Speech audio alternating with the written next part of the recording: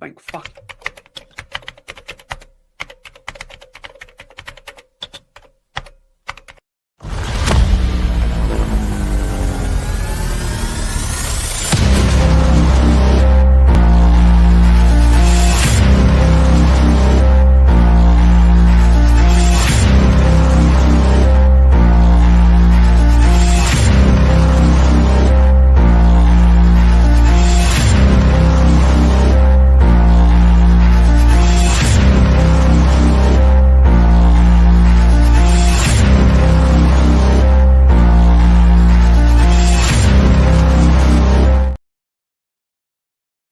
Oi, oi, oi. It's 9:30-ish, and it means it's the one thing, and that is the OG show is back with the complete panel, which we're absolutely double buzzing about. We just got over our screens. Liverpool with 3-1 up against Barnsley, but they're making hard work of it. Which is good. You know, that sums up Liverpool's season. At the minute in the building, we've got Vigilante. These links are posted, so make sure you are subbing to every single one on there. They are pinned. Big up the Vigilante as well. Come on, and go and give him a sub as well. He's got his channel. Don't be stingy. Give him a sub. We got Quadra in the building. Big up to you, brother. You got Gavin over here, man. Always a pleasure to have you in the house. We got this geezer in here, Martin Tapp, man. Big up Aaron and the crew as always. Good evening to you, man. Thank you very much for your attendance, my geezer. Gavin has said is in the building, man. We got DJ B saying hello to everyone, and that's it. Make sure you smash them likes. Make sure you give us a cheeky little sub on the way. Make sure you sub to the lads. Gunnar SC's in the building. Big up to you. Oh, sweet up Inks is in the building as well, saying hello to everyone in the chat. Thank you very much for joining. Who else we got down there before we kick off? We got a Doc in the building who was, I won't say too much, but was definitely double over excited on Friday night. So a backstage chat or a text with you to see how things went on the Friday night, my brother, is overdue. I am looking forward to what you've got to say there, you saucy sausage. But yeah, big up to everyone in the building, man. And yeah, we got Helsinki as well in the building. Big up Helsinki and big up Chris. It's always a pleasure to have you guys in, man. But listen, you heard it all here first. Before we come into the FA Cup stuff, you heard it here first. Kai Havertz is back. The king is back, which only means one thing. We are nailed on. You heard it here first. We're nailed on for a fucking quadruple. That's it. We've done it. Book your tickets to the Champions League finals. King Kai is back. King Kai and all his excellence is back. Book your tickets to Budapest. If you're traveling from across the country, you've got 3 trips to Wembley, so you better fucking book your tickets. You better book your coach, your travels, your trains, however you're getting on there. The quadruple's done. That's it. Kai Havertz is back. We will get into that in a little bit. But, boys, how are you, DJB? Minus the Arsenal, man. How was your weekend, bruv? It's Monday. Yeah. I'm interested. Talk to me. Yeah, it's all good. It was all good. Good weekend. It warmed up a little bit, which is always nice. It's because it's been really, really cold. So it has, isn't it? Nice to, it's been freezing. Nice to see a change in the weather. And the FA Cup, I really enjoyed it. Really enjoyed watching it. Nice lot of goals. And it was a nice little break from the Premiership. So it was nice to watch the FA Cup and different teams and big up Macclesfield. Man. Credit where credit's due. That's what the FA Cup's all about. That is what the FA Cup is all about. So if you think it's dead, Macclesfield Town keeps it going, which is brilliant. Brilliant. Yeah, no. So that's what it's all about. A little bit of magic in the FA Cup, you know. Third round is always a big sort of thing. You know, I've been brought up with watching that, and I'm sure all of you guys will probably copy and paste as well. You know. It's always a bit of a staple of the year, isn't it? When you know when it's January and early doors January, didn't you? Because the FA Cup third round's on. And yeah, it's been interesting and big up to Macclesfield. Absolutely brilliant. Shane, man, how are you doing, my bro? All good, man. All good. Thanks for having me on. Big up to the legendary panel on the chat. Yeah, listen, FA Cup third round. I was saying it on off topic that it used to be a massive day. FA Cup, a massive weekend. But even having a Monday night game tonight is just they never leave well enough alone. You know what I mean? Just leave some things as they are. Leave some things as they are. But the FA Cup third round used to be great. I remember Kidderminster Harriers having a run in it. Obviously Wrexham beating us. And the big difference was when the big teams went out back then, they were playing their first 11. No matter who they were playing, they always played them because they only had about 14 players, first team players, but they always played the first 11. But I always liked the FA Cup. Our game was a bit of a damn squib for me. Another technically 4 set pieces. But luckily for us, this team's better than the Invincibles, according to some Oscar the Great like looking people out there. But it's unbelievable. But yeah, listen, we should be thankful. We should be thankful because the last 5 years, just forget about them. This year is perfect. So let's enjoy it. Shane, listen, man, that's it. It makes me laugh when you say about them people about the Invincibles. And it takes a whole blend of people to make up a world, but it doesn't stop them being absolute fucking tits, does it? Do you know what I mean? What can you do? Do you know what I mean? That's planet Earth for you, sadly, in 2026. Yeah, big up to you, Norms, as well, mate. Hopefully, outside of Arsenal. Yeah, your weekend was all right. You know what I mean? We've made it to Monday. Steve, it's good to see Owen Gonzalez scoring and Lepenito. What's it? I can't remember his name. Lukey Penn. Sorry, he missed a terrible penalty, mate. They were all out. The trio, mate. Our attack was on fire, mate. First half, the trio. I think on goal 6. Is it 4th or 5th? In our top goal scorer. So, he must be 2nd or 3rd now. This Martinelli got. He does get a lot of through balls as well. I noticed he's getting a lot of through balls as well. So great. You know what I mean? Absolutely brilliant. But big up to the world class chat. Big up to the legends. That is DJB, Shane, and obviously Aaron, mate. Big up to you. And looking forward to tonight's show, mate. Yeah, no, but before we get to it as well, you know, again, you can see at the bottom of the screen scrolling across sub to everyone's panel. That's DJB at the Arsenal Huddle. That is, of course, Shane Gooner. This, of course, is Normski TV, who needs to get to 1K. His link, like everyone else, has been is get this goes out to 1K for crying out loud. What more do you want me to say? Get your burner accounts out, man. Get your burner accounts out. Come on, man. Jesus Christ. What are we doing here? Come on, baby. Come on to me. Get your asses over there and sub you. Beep, beep, beep, beep, beep. Come on, man. But yeah, all seriousness, get this geezer to 1K. Yeah, double deserves it. So, of course, before we get into the actual game that's just gone, of course, 4-1 win against Portsmouth, there's been a draw. And the draw is as follows. Let me just remove that banner so I can see the whole entire thing. We got Liverpool Barnsley, which 4-1 up. Come on, we got Liverpool, Villa and Newcastle, boys. That's an intriguing one. Two big, two not favourites, but you know, they're good teams. You know, playing against each other. Bit of Macclesfield and Brentford. Man City have got a nice little Salford or Swindon.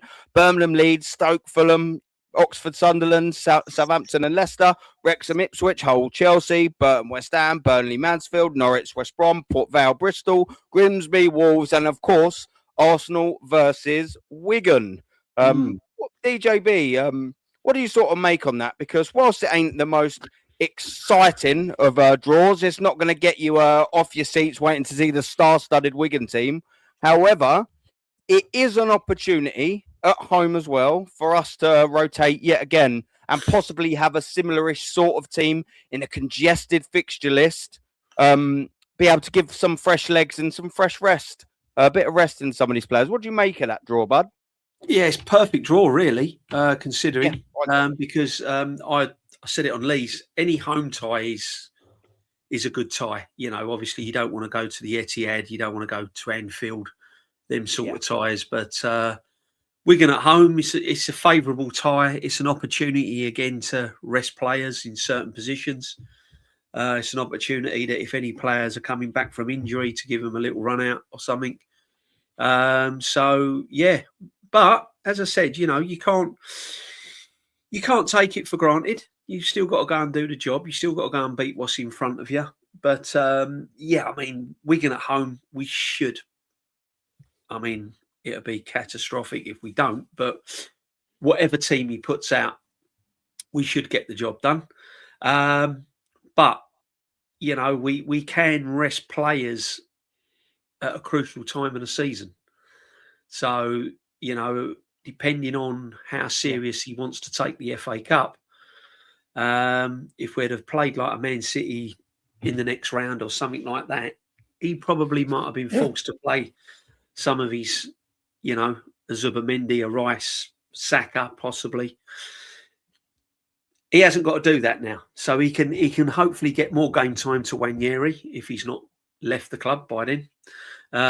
He can play Eze because they need it. That's pretty obvious. Eze and Wanyeri has just lacked game time. They're lacking confidence. there was evidence of that on the weekend. Shadow of the players that when they first came on the scene, especially Eze, unrecognisable. It's a game that he could probably start Havertz to give him more game time, get him back as well. So, yeah, perfect. And if you look at the rest of the draws there, this is an opportunity to go far in the FA Cup because Newcastle, Aston Villa, one of them are going to go. Good cup teams. Chelsea away to Hull, that ain't going to be easy. That's not going to be easy. You don't want to go Hull, really. That's quite a tough game. And Liverpool, Brighton, another two. Yeah, that's going to be a tricky one. Yeah, that's no give me for Liverpool. That's going to be tricky. And if you look at all the other ties, you can have the likes of, Norwich, West Brom. That's an all-championship tie. So this is an opportunity. It's another opportunity in a cup competition to go far. But yeah, what can you say? Wigan at home, perfect draw, really. Perfect draw. Yeah. No, and you know what? Just quickly before I come to Shane, I would probably say Liverpool be quite happy that fixture's at home. Yeah. I'm not saying Brighton are high flying, but you'd definitely rather have that fixture at home, wouldn't you? Let's absolutely get that right. Yeah, Shane. Yeah.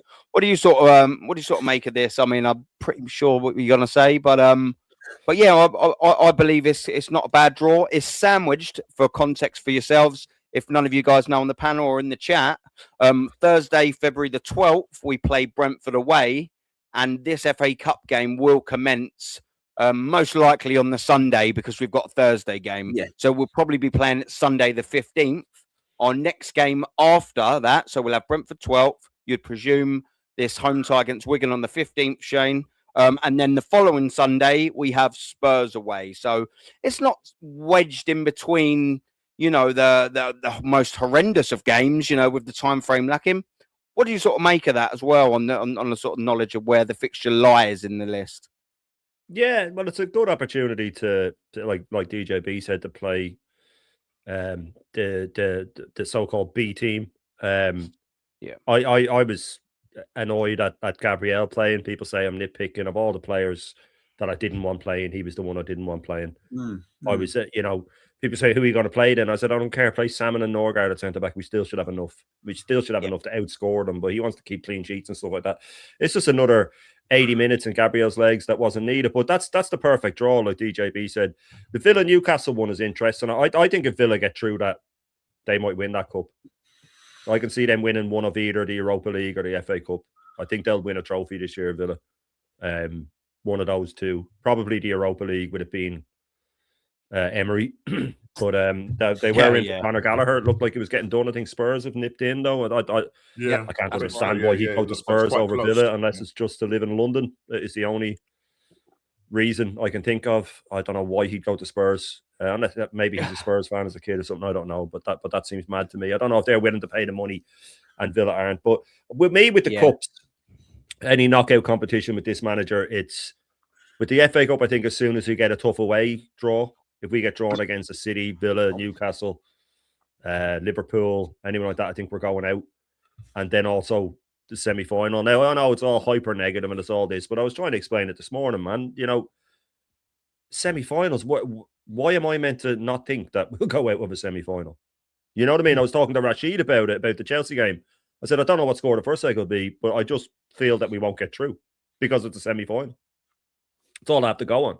This manager bottles every semi-final, every big game. So until he gets over that hurdle, then I'm going to believe that he's going to go out at every semi-final, because I just don't believe for no reason. But with that FA Cup draw, you look at it and you go, you'd imagine that Liverpool will. Brighton's tough, but you'd imagine they'll get through. You'll have your cities in there. You'll have your Chelsea. Hull is a tough place to go, but if you had to put money on it, you'd say them. Leeds aren't going to be easy. You don't want to be getting Ellen Road at some point down the line in a quarterfinal or something like that. No. But it could be one of those that you do have to go for every competition. Of course you do.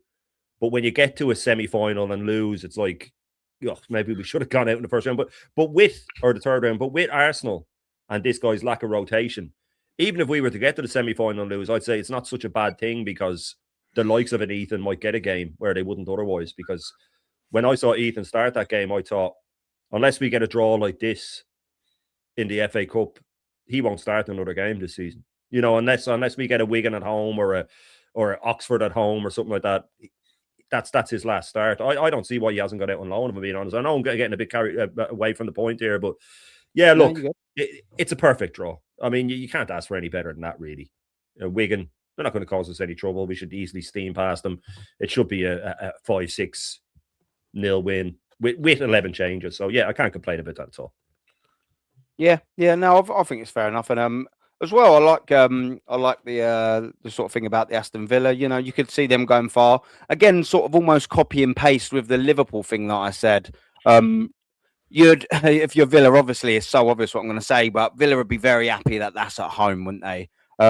You know, because it's a very tricky game. Two good teams, you could see. Not 100% winning at Newcastle, but definitely going far and or causing big upsets. Later on in the round, if Aston Villa get through, if Arsenal was to get through, you wouldn't want to play Newcastle away, would you? So it's one of them horrible teams, especially away from home, that you sort of knocked out the way. So I'm quite good with that as well. There's a few teams already been knocked out, like the Manchester Uniteds and the Tottenhams. That's always a nice little comeback too. But Normski, just quickly before we actually move on to the third round game, to round us all up from this, what do you kind of make up with the draw? Yeah, no, I'll just be happy with it being at home. And as you say, I think this is a chance for Arteta to rotate, and I mean rotate literally a whole 11 change. Yeah, we've got the squad. I think by the time, by the time we get to that actual particular thing match, you'd hope that most of our players are back. But then the Mosquera thing, noise around that, whether he's going to be about or not, is another big question. I've seen Shane has been digging into that a little bit, and so I'm sure he will be able to come back with some news for us on that front there. You know what I mean? As he sort of works for Arsenal part time and that. You know what I mean? Yeah. Well, he knows all the OGs now, like Glenn Elder. Tony Adams is going to be in the phone book soon, isn't he? For Shane? Yeah. We're looking forward to that. But I'm pleased. I'm pleased with the draw.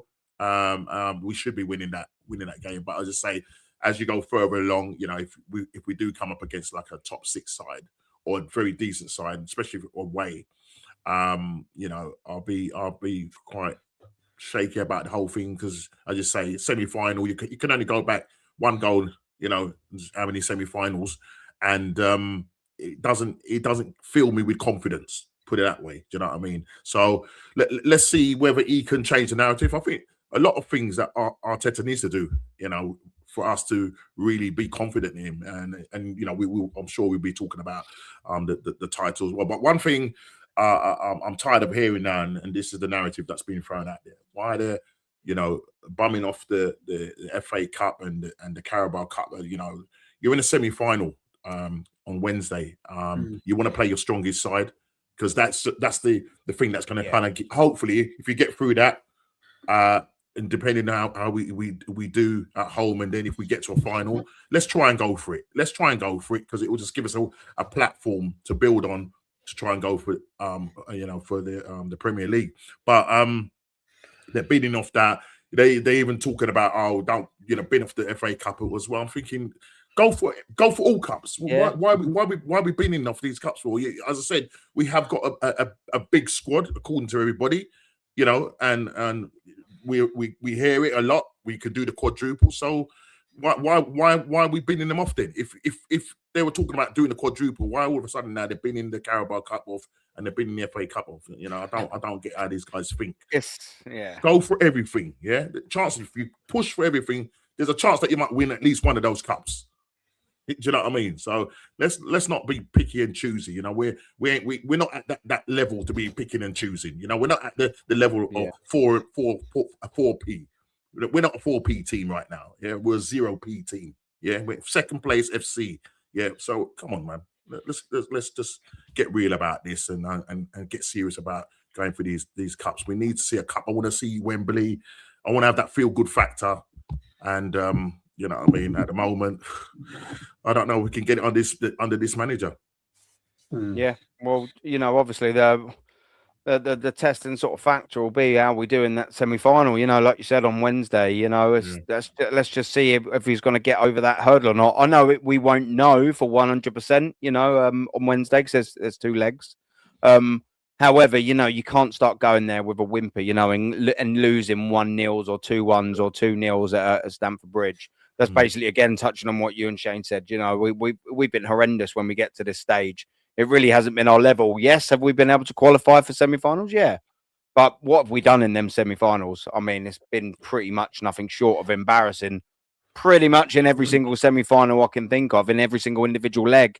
In fact, so we've got to kind of do better there. Absolutely. I think as well, to round it off for me, I'm quite happy. It's not just because, you know, I want to face all the easiest teams. Essentially, I don't really care. There's nothing we can do about the draws. But the easier or the more comfortable the draw looks, whether it's at home, whether it's against a lower side team, the more I actually think Mikel Arteta will rotate, you know, like sort of what he did. And it's a shame, actually, that's all I think about is just saving the legs of these players by getting lower league sides or comfortable sort of draws, you know.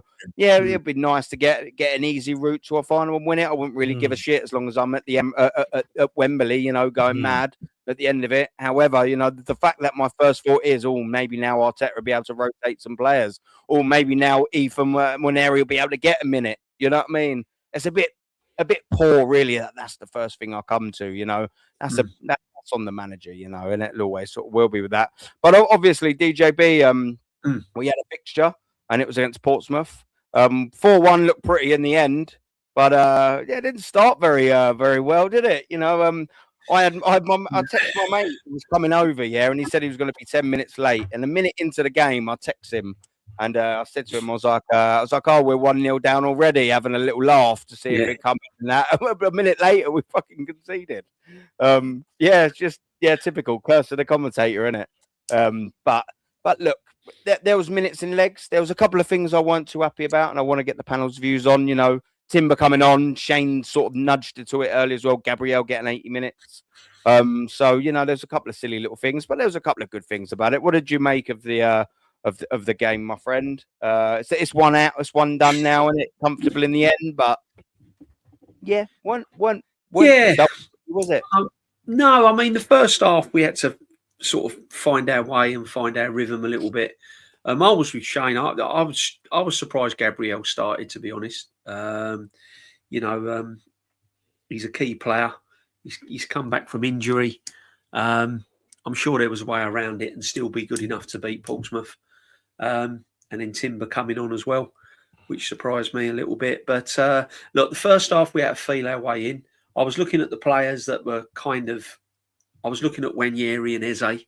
Can they actually make a statement? Can they actually say to the manager, give the manager a headache in the future? They didn't quite do it for me, to be honest, if I'm going to be brutally honest. Eze, I thought, would sort of dominate a little bit, but he didn't really. And you could see the manager couldn't wait to make substitutions. If he'd have, you know what I mean, he was itching to get a Mwaneri off. He really was. But listen, set pieces again. We showed character. I mean, we went 1-0 down at Portsmouth. Their crowd went absolutely nuts. I mean, big up Portsmouth. I mean, the atmosphere when they scored that goal was just amazing. And you got to dig in sometimes and show character, and we showed that. Got back into the game. Martinelli hat-trick. I mean, come on. I mean, you know, craziness, really. I mean, he can't really play for 90 minutes, but he's in the wrong. Yeah, I mean, he's taken his goals well. He's in the right place at the right time. I said on my stream yesterday, why don't you try him down the middle? Why don't you try him as an attacker? If it ain't quite working for Gorkarez, why don't you try something different? Put Martinelli down the middle, see what he can do. Perhaps play Gorkarez and Martinelli up front. 4-4-2. Switch it around a bit. But he won't do that. He won't do that. We know he ain't going to do that. So, but listen, if we'd have, it wasn't pretty. I knew we weren't going to completely blow them away because the amount of changes we made, and I've always said that our squad depth is overrated, personally. So I knew we weren't going to blow them away in open play, and I had a feeling we were going to get goals from corners and free kicks. I just had a feeling how the game was going to go, and it did. Yeah. But listen, FA Cup tie, furthest he's been since he's won it. So you know, we get the job done. It could have been a potential banana skin. And we've got to get past the mighty Wigan first. Yeah. It was potential banana skin, and we got the job done. Second half, Portsmouth didn't really kind of threaten. Really, I mean, they had little moments here and there, which they're going to do. They're the home team, but yeah, it was comfortable in the end. It was comfortable in the end, and it might not have been. I mean, you know. They went 1-0 up. If we relied on an own goal to get us back in the game. If that hadn't have gone in, who knows? It might have been a different story. We've been very lucky in certain games, though. I've got to be honest. We've had a lot of luck this season. And I know you have to have luck to win trophies and you have to have luck to win leagues and stuff. But we seem to be having a lot of luck. Own goals come at the right time. You know, our back's against the walls, the crowd's up, we're losing 1-0, we get an own goal to get us back in the game. Then we get handed a penalty. Dreadful miss, by the way. You know, he should be docked wages just for that penalty alone. But like, yeah. I knew he was going to miss that, D. Sorry to cut you. Oh, you know, it was all wrong. Yeah. I said to my missus, D, on the line, I was like, he's just going to tap this to one of the corners. And I thought the goalie was going to make a save. Like he was just going to do a lackluster, tap.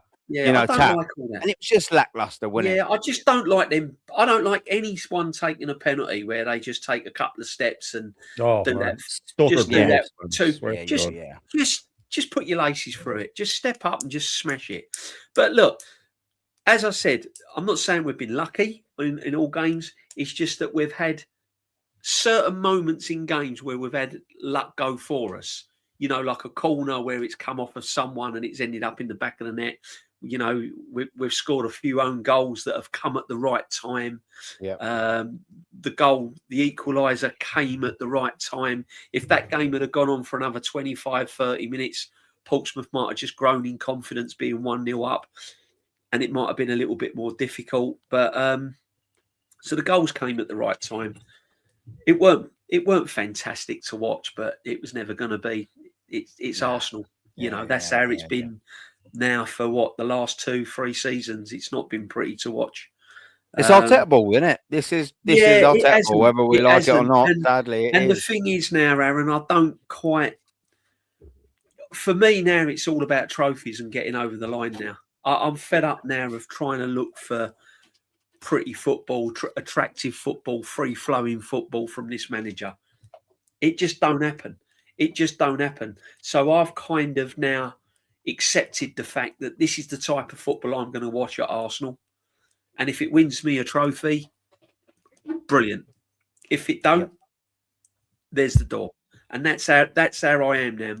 That's how I am. I don't even go to the Emirates now and expect to be blown away with free-flowing attacking football, because our attack and our final third has not been free-flowing. It's been lumpy, it's been bitty, it's had moments in the game where we've looked good going forward, but it hasn't really. It hasn't really. I keep saying we haven't got a striker. We signed one, but Arteta's killed him like he has all the others. So we haven't got a striker. So yeah, that's how I am now. And Portsmouth was no different, Aaron. I just sit back. I watch us play football.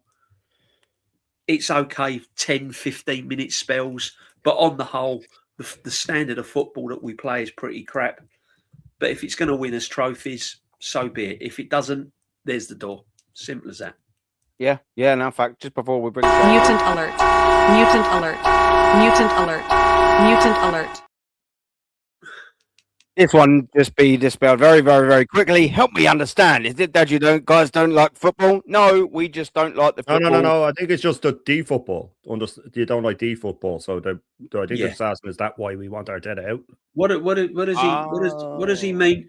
Help me understand. Is like it that D you football, guys don't not like football? Well, no, the football that we play. Yeah, no, Shane. All I can say to that then, if you enjoy watching Arteta's tactics week in and week out, then you obviously don't like football, because I want to see better football. I don't want to see football like it's played right now. Yeah. Oh, it's absolutely. Sorry, Aaron, I didn't mean to cut across you. Yeah, no, because I think it was just a genuine question. Yeah.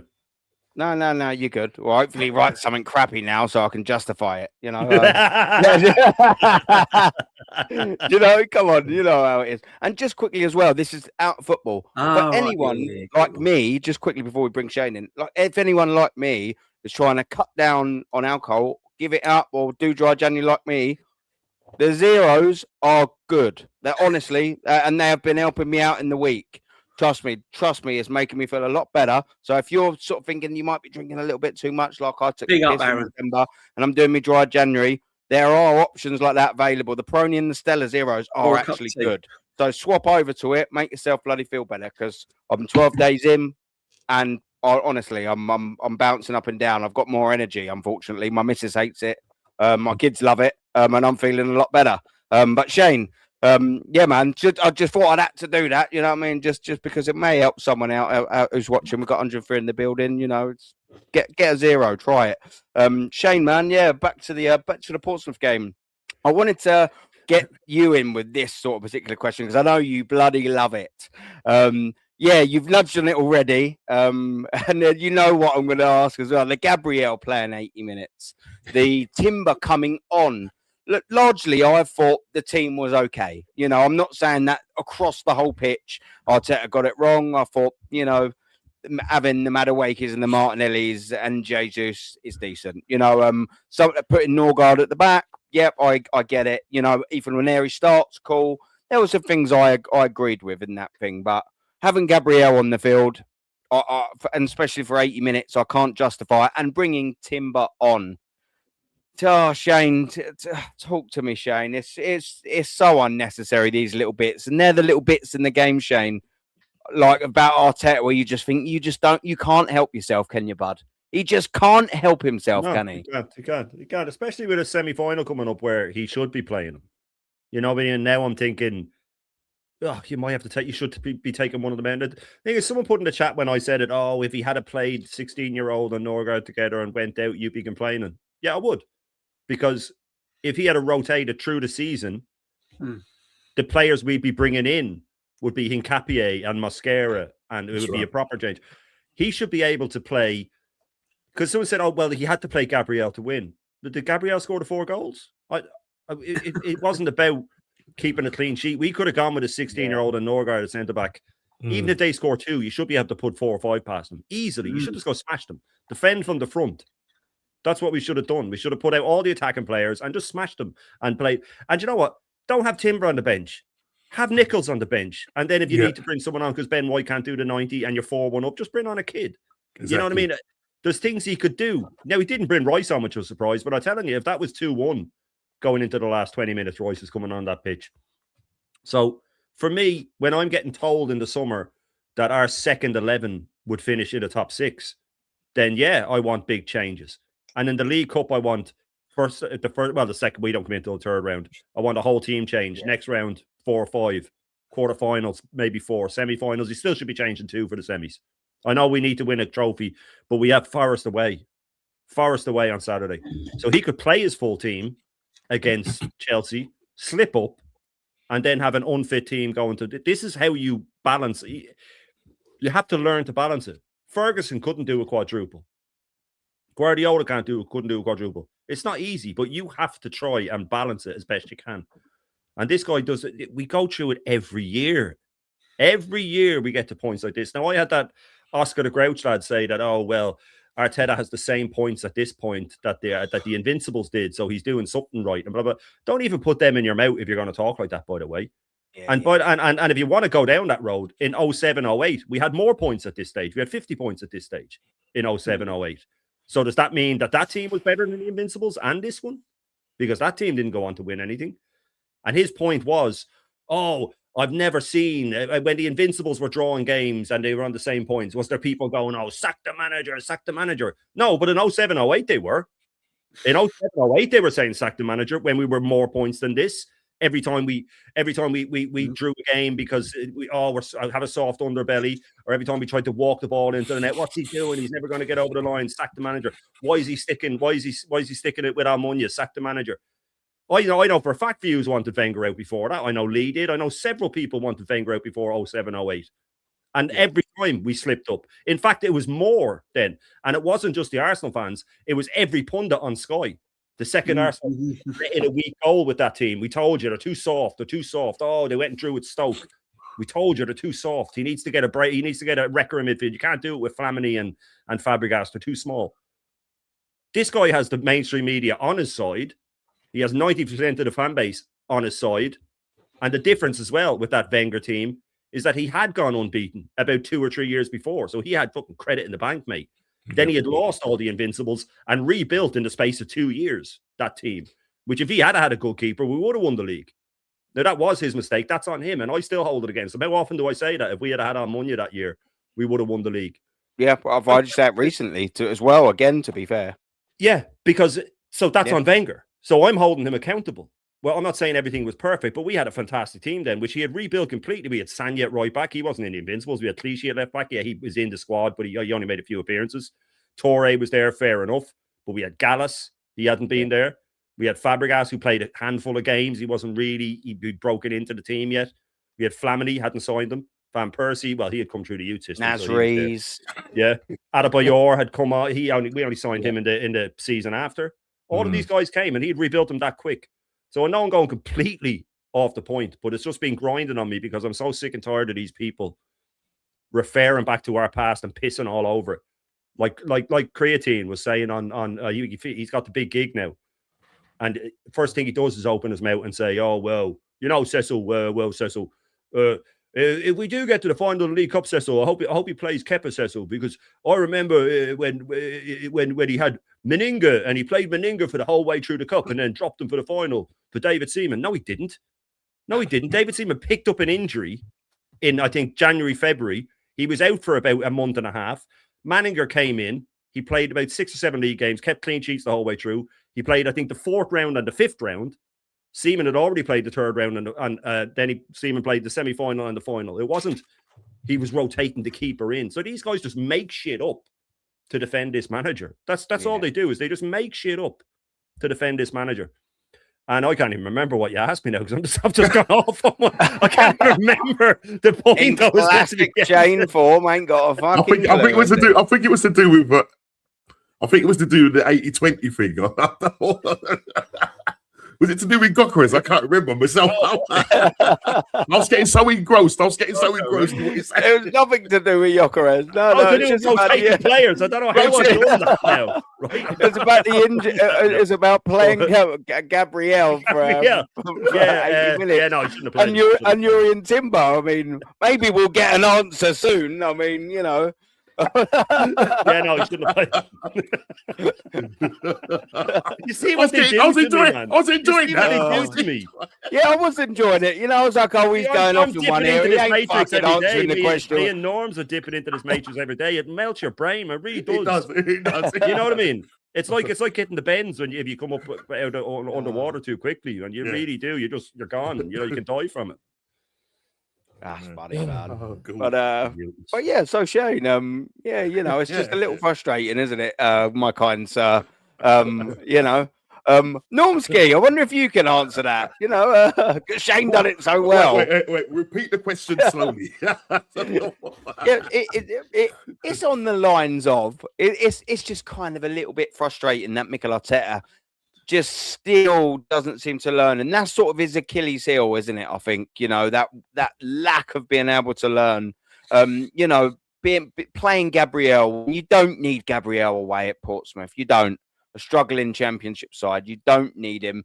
There are options you could have done, like what Shane said. You could have had Salmon there from the beginning. You could have had Norgard in there. You could have maybe kept one of the centre backs on there, but you could have also had Ben White and brought him on and moved one of them over to right back, or you could have done something, couldn't you? You know, you could have done something, but no, you had to play Gabriel for 80 minutes. You had to bring Yuri and Timber on. You just can't help yourself. And they're the things that he needs to shake off so quick, because they are the things that will down the line in a congested fixture list, Normski, that will come back to bite you. Could you imagine Yuri and Timber come on and one of them Portsmouth players thought, do you know what?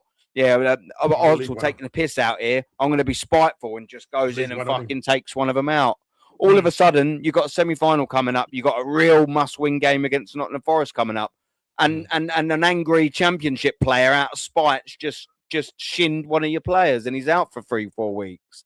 He's got to get over this, isn't he? You know. No, I definitely. I think it sort of boils down to trust at the end of the day. And if you're gonna bring these players in, at least give them the minutes. You know what I mean? Because as I say, you look at the players like Eze and Ethan Manriri. I mean, these guys at the moment just look out of sorts.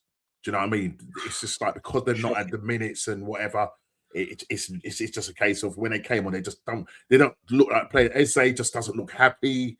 Do you know what I mean? And if I go back to the very point that you're talking about with Timber and Gabriel, you don't need to. You could have played someone in there. And as I said, I think it was either DJB or Shane said it, that even if you let in 2 goals, we should have a good enough attack to go and put more goals past these guys. So after a while, you saw they started to tire and stuff like that, and we started to grow into the game. So if you haven't got the players, Mosquera, Anki Pioneer's out, because you didn't rotate these players. Because as you said, if they were available or were rotated properly, you'd be able to bring them in.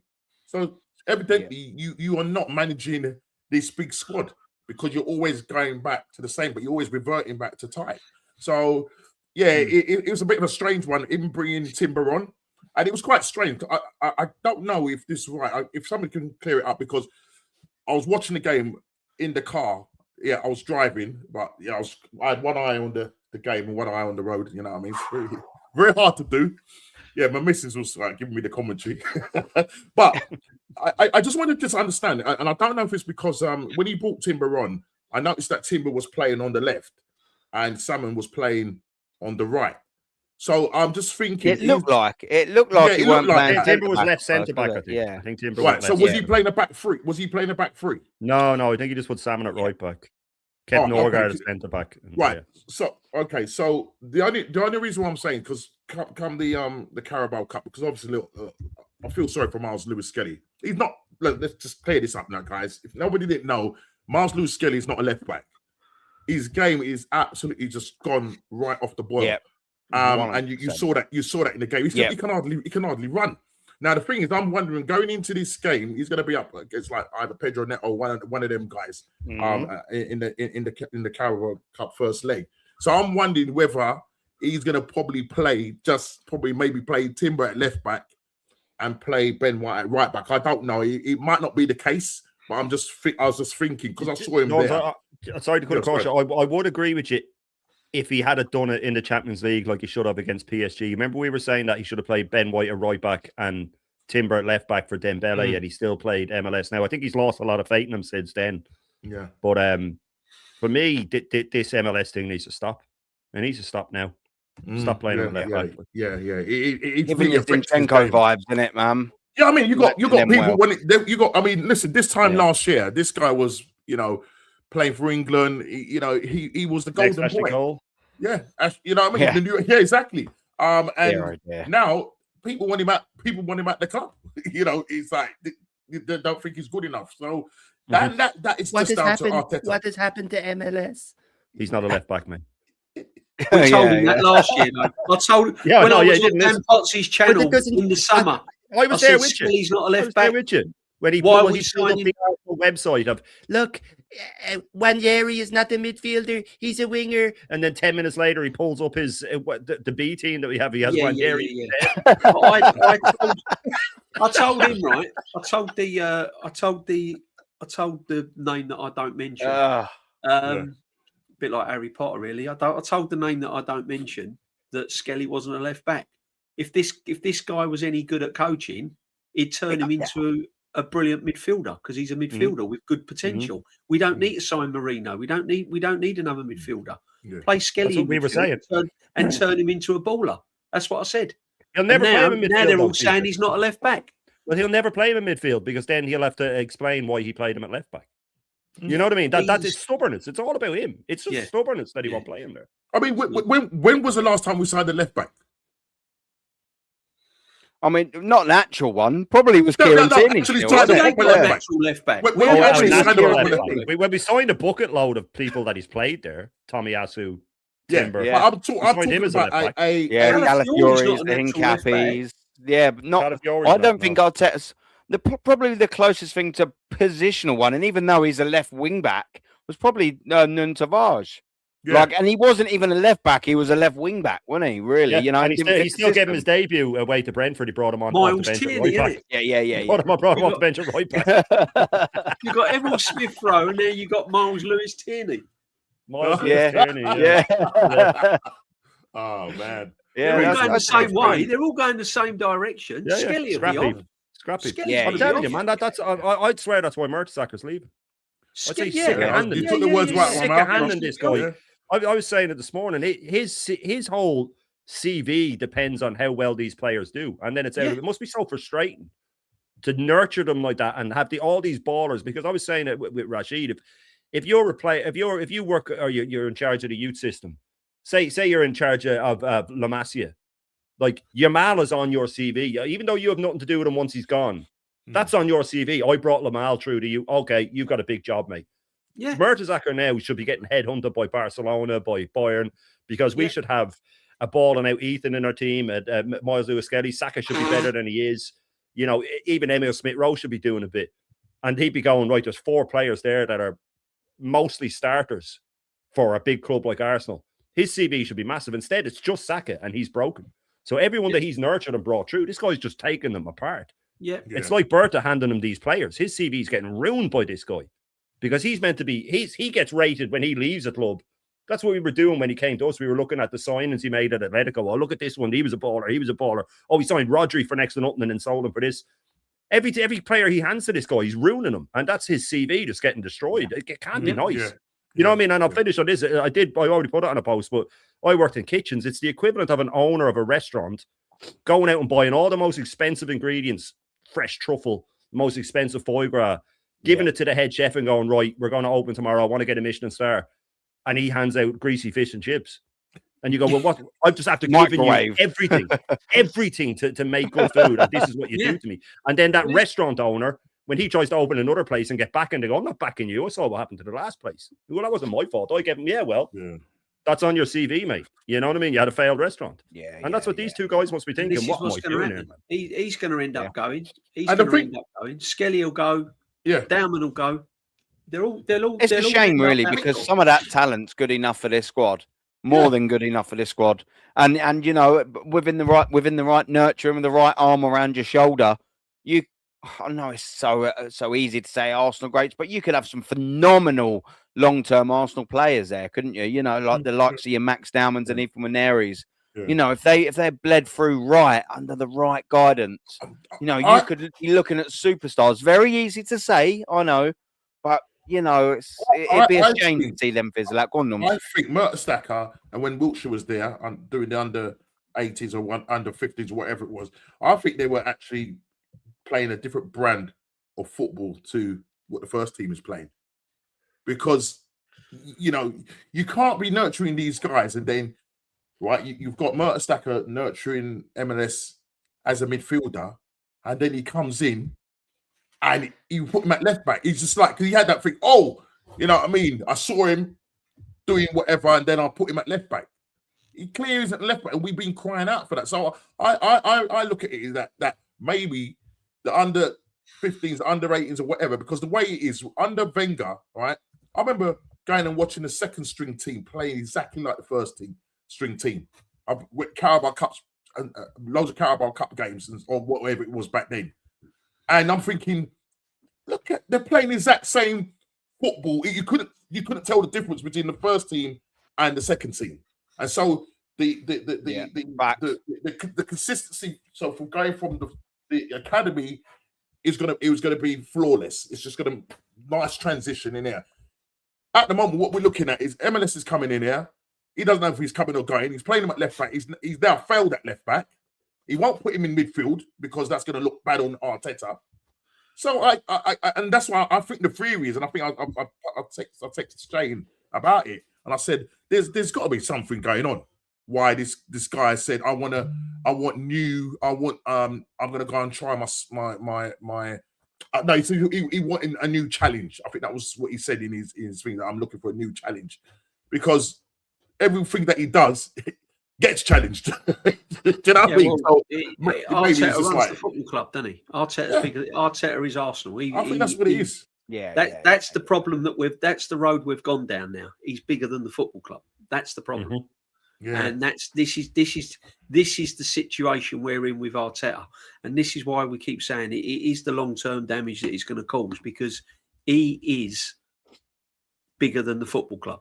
Ferguson weren't even bigger than Man United, but for some especially reason, in the eyes of this fan base, this guy is bigger than the football club, and it's even bigger than the history of the football club. It's filtering down. Yeah. That's why Saka wants more challenge. That's why he wants a different challenge, and the next one that comes in, it will carry on and carry on. But the problem is what I see with Skelly and players like this.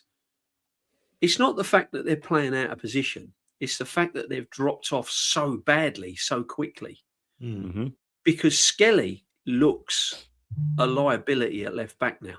Whereas he didn't. He came in, done a job. But if you're against Liverpool, he was getting turned inside out, outside out. He didn't know who was on the inside of him. He don't know who's on the outside of him. His positioning is dreadful. He gets caught getting forward. He gets caught getting back. Drop off is immense. So if you look at, he is a midfield player, but if you're going to play him at left back, at least improve him. Mm-hmm. At least improve him. I mean, he's dropped off badly. Eze, badly. And that's the difference between Pep. That's the difference between Pep. Yeah, and but this Arteta. is what I'm trying to say. It's not subtle little drop-offs. It's bad, catastrophic drop-offs. But DJ, when they're not playing great, he's in their ear the whole match, shouting and barking. That is worse. If you ever tried to work and someone's over your shoulder, exactly. You make mistakes. But, I mean, just look at Saka. People are saying, "Oh, Saka," but let's be honest, right? Let's be honest. Let's take Arteta away from it. If you was looking at Saka now, and you've been watching him year in, year out, like we all have, he should be at a completely different level now. He should be one of the top 3 players in the world that everyone would pay £150 million for plus, right? He's plateaued. He's still a very good player, but he hasn't reached the level. He's gone down though, DJ. He's gone down from 2 years ago. He's gone down. That's what I'm saying. He's plateaued. He's gone down. He hasn't improved, but that's it now. I don't see Saka getting any better at all. I don't see him moving on. No. Tenfold. I can just see him having the odd good game here and there, doing the odd good thing here and there. He should be in double figures on goals. He should be in double figures on assists. He's nowhere near it. And then you look at Martinelli. He's dropped off. And then you look at the striker that we've bought in from Sporting. Absolutely horrendous what he's done to him. Absolutely horrendous. Just got to come in there. A better manager would. It's just the list goes on. Know his limitations, right? Yeah. Because of his injuries and everything, a better manager would know his limitations. Go right. I'm going to move your position now. I'm going to coach you. Coach you to play either central or just change something about his game. Not Arteta. Yeah. Arteta still wants this guy to run up and down, up and. Sometimes you're watching him, right? You're at the ground, DJB. You're at the ground. Yeah. Yeah. You because sometimes the camera's not always on it. Sometimes I'm watching the TV. I'm thinking, where's Saka? I can't even see him. It's just in crazy. But getting back to Lewis Skelly, if Salah was playing the other night, we would have lost that game. Because Skelly didn't have a clue where Frimpong was. Didn't have a clue on some of them balls where he was.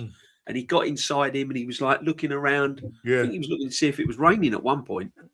You know what I mean? I mean, Salah would have cut inside and scored without a doubt. But listen, I just don't. As I said earlier in the stream, I've come to the conclusion now where I'm not seeing players improve, and I'm just watching a style of football that I have to lump it while this manager's here, and I just hope it wins us trophies, major trophies. Yeah. And if it's got to, because that's sort of the only way really that you can justify it, especially from our end. All the other lot, they've already justified it. They don't even care about the trophies because Arteta's so fantastic and we're competing again. But for us, it's the only thing now that can justify this dreadful football. That is it. Everything, copying everything, the whole lot. It's the only thing is delivering sustained silverware. Talking about silverware, we've got a little wanker of the week coming up. Who's going to win it? I'll tell you who. We'll put it up right now. But it's madness. It's sort of something that wanted to tie in. I wanted to talk about Odegaard. I wanted to talk about captaincy.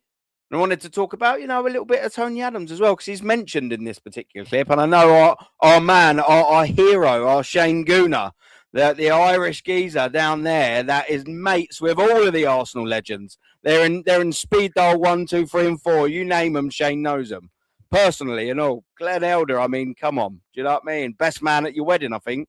I mean, Tony Adams. Yeah. People think that you're going to meet Tony Adams, for like a meet and greet thing. You're just going out for a cup of coffee. No, just meeting up. He's over in Ireland. I said, "Here, Tone, hit me up next time you're over." You know what I mean? That's just how our Shane rolls. Do you know what I mean? But I wanted you to watch this video of this particular wanker. So let's just have a little roll, and I'm desperate to get your guys' opinions on what this particular person said. So, who has won the most coveted individual prize on YouTube? The most coveted individual prize in football? Who has won it? Let's have a little look. The Aaron Talks Arsenal Wanker of the Week, sponsored by the Ludimo. Why is it him, I wonder? Let's have a little look at our failed act. You're Rory, you play Tommy. Before we ask you any questions, let's take a look at you in action. New monarch, new age, new world. The suspense. Like Eddie Connolly. That's right. He deserves it. What a fucking actor, by the way. I mean, come on, what a fucking actor, by the way. But let's have a look what this pillock said. And there is no debate. If Martin Odegaard is fit, Martin Odegaard will play. It's as simple as that. He is the Arsenal captain for a reason. And anybody who has been questioning it, including Tony Adams, look, football's a game of opinions. But I think that opinion has now been proved incorrect. You cannot really have a conversation about should Martin Odegaard be the captain of Arsenal? Should he be in the first team?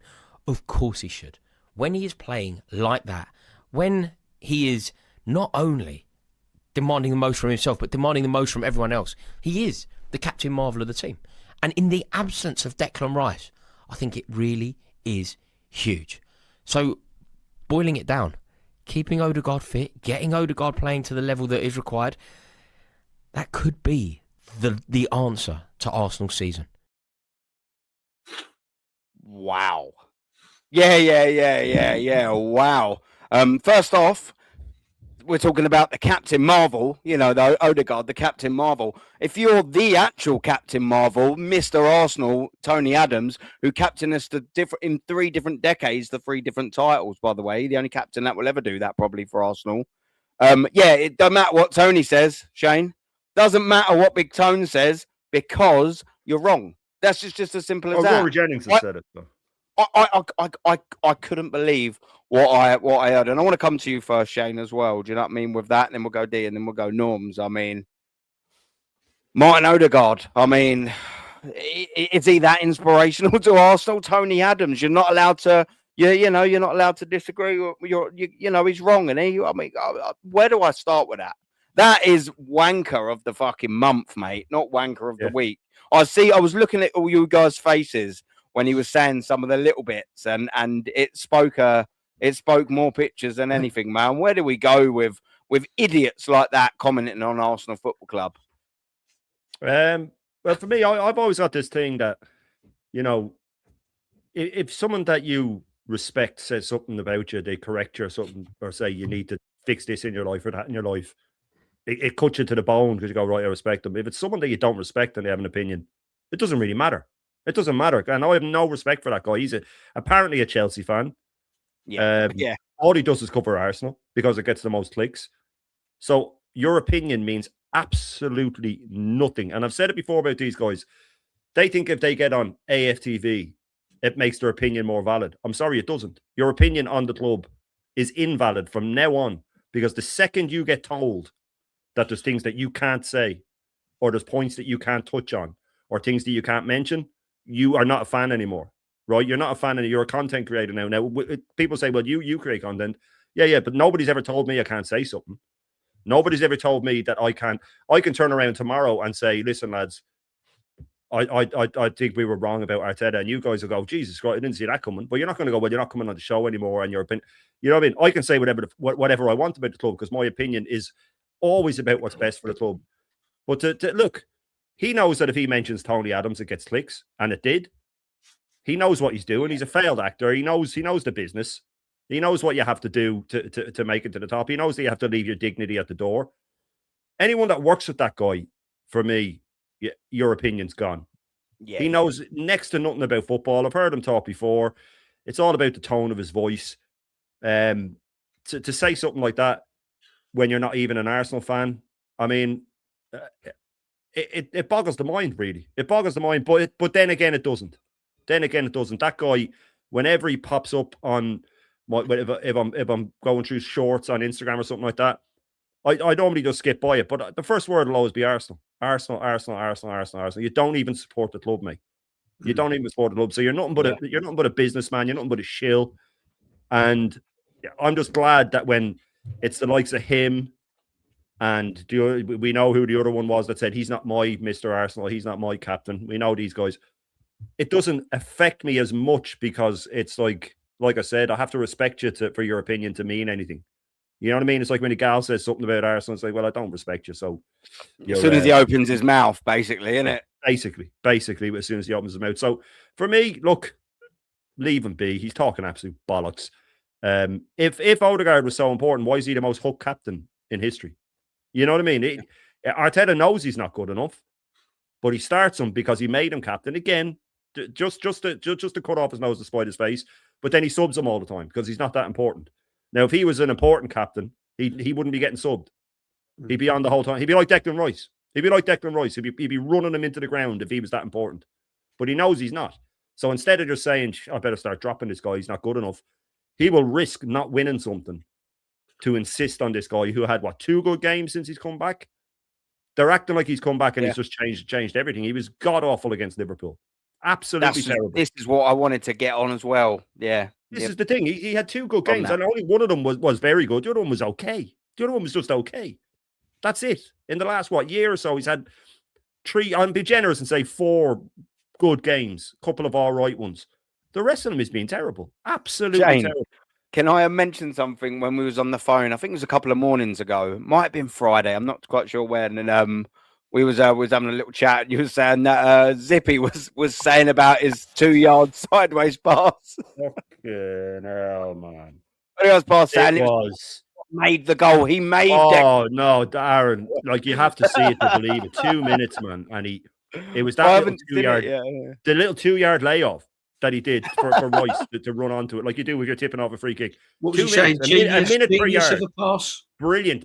He said it's so clever. He played it half blind, and it's so clever that when he lays it off, he telepathically tells Declan Rice that you now have to hit this with the inside of your foot, and you have to put it into the bottom right hand. I'm not even paraphrasing. I'm not never even used to watch the likes of Pirlo then and people like this then. 2-yard pass, a 2-yard pass. And the funny thing about it, he made him shape his body. There, he made him shape his body. It's amazing what he did here, right? So this guy, when he made him shape his body, but it was a 2-yard pass. Now, with a 2-yard pass and someone running onto it, you only have one option. It's just to soft roll it. You can't chip it. You can't get it with pace. You can't. And if anything, Declan Rice's run made Odegaard make up his mind about what way he had to play the pass. If you're going to go down that road, But Oh, he 2 so minutes, stupid. 2 minutes he spoke on the brilliance of it. I went in his chat, I obliterated him with comments. He's not replying to me anymore. He used to reply all the time, but he stopped. It's now. just PR. Yeah. You might be deleted unbelievable or blocked DJ. now or something. You never know. Yeah. DJ, you have to see it to believe it. 2 minutes he talked about it. Yeah. Brilliant, amazing. Not many players. Is it on his channel? Oh, it is. Yeah. Is it one of his? While DJ comes in, I'll look for the clip. While D or Norm's either. Yeah, it's one of his shorts. The thing is about Rory Jennings, if he's a Chelsea fan, then he's seen great captains at his football team. Exactly. He's seen what a captain is really like. He's seen the likes of John Terry. He's seen the likes of, all these captains at Chelsea.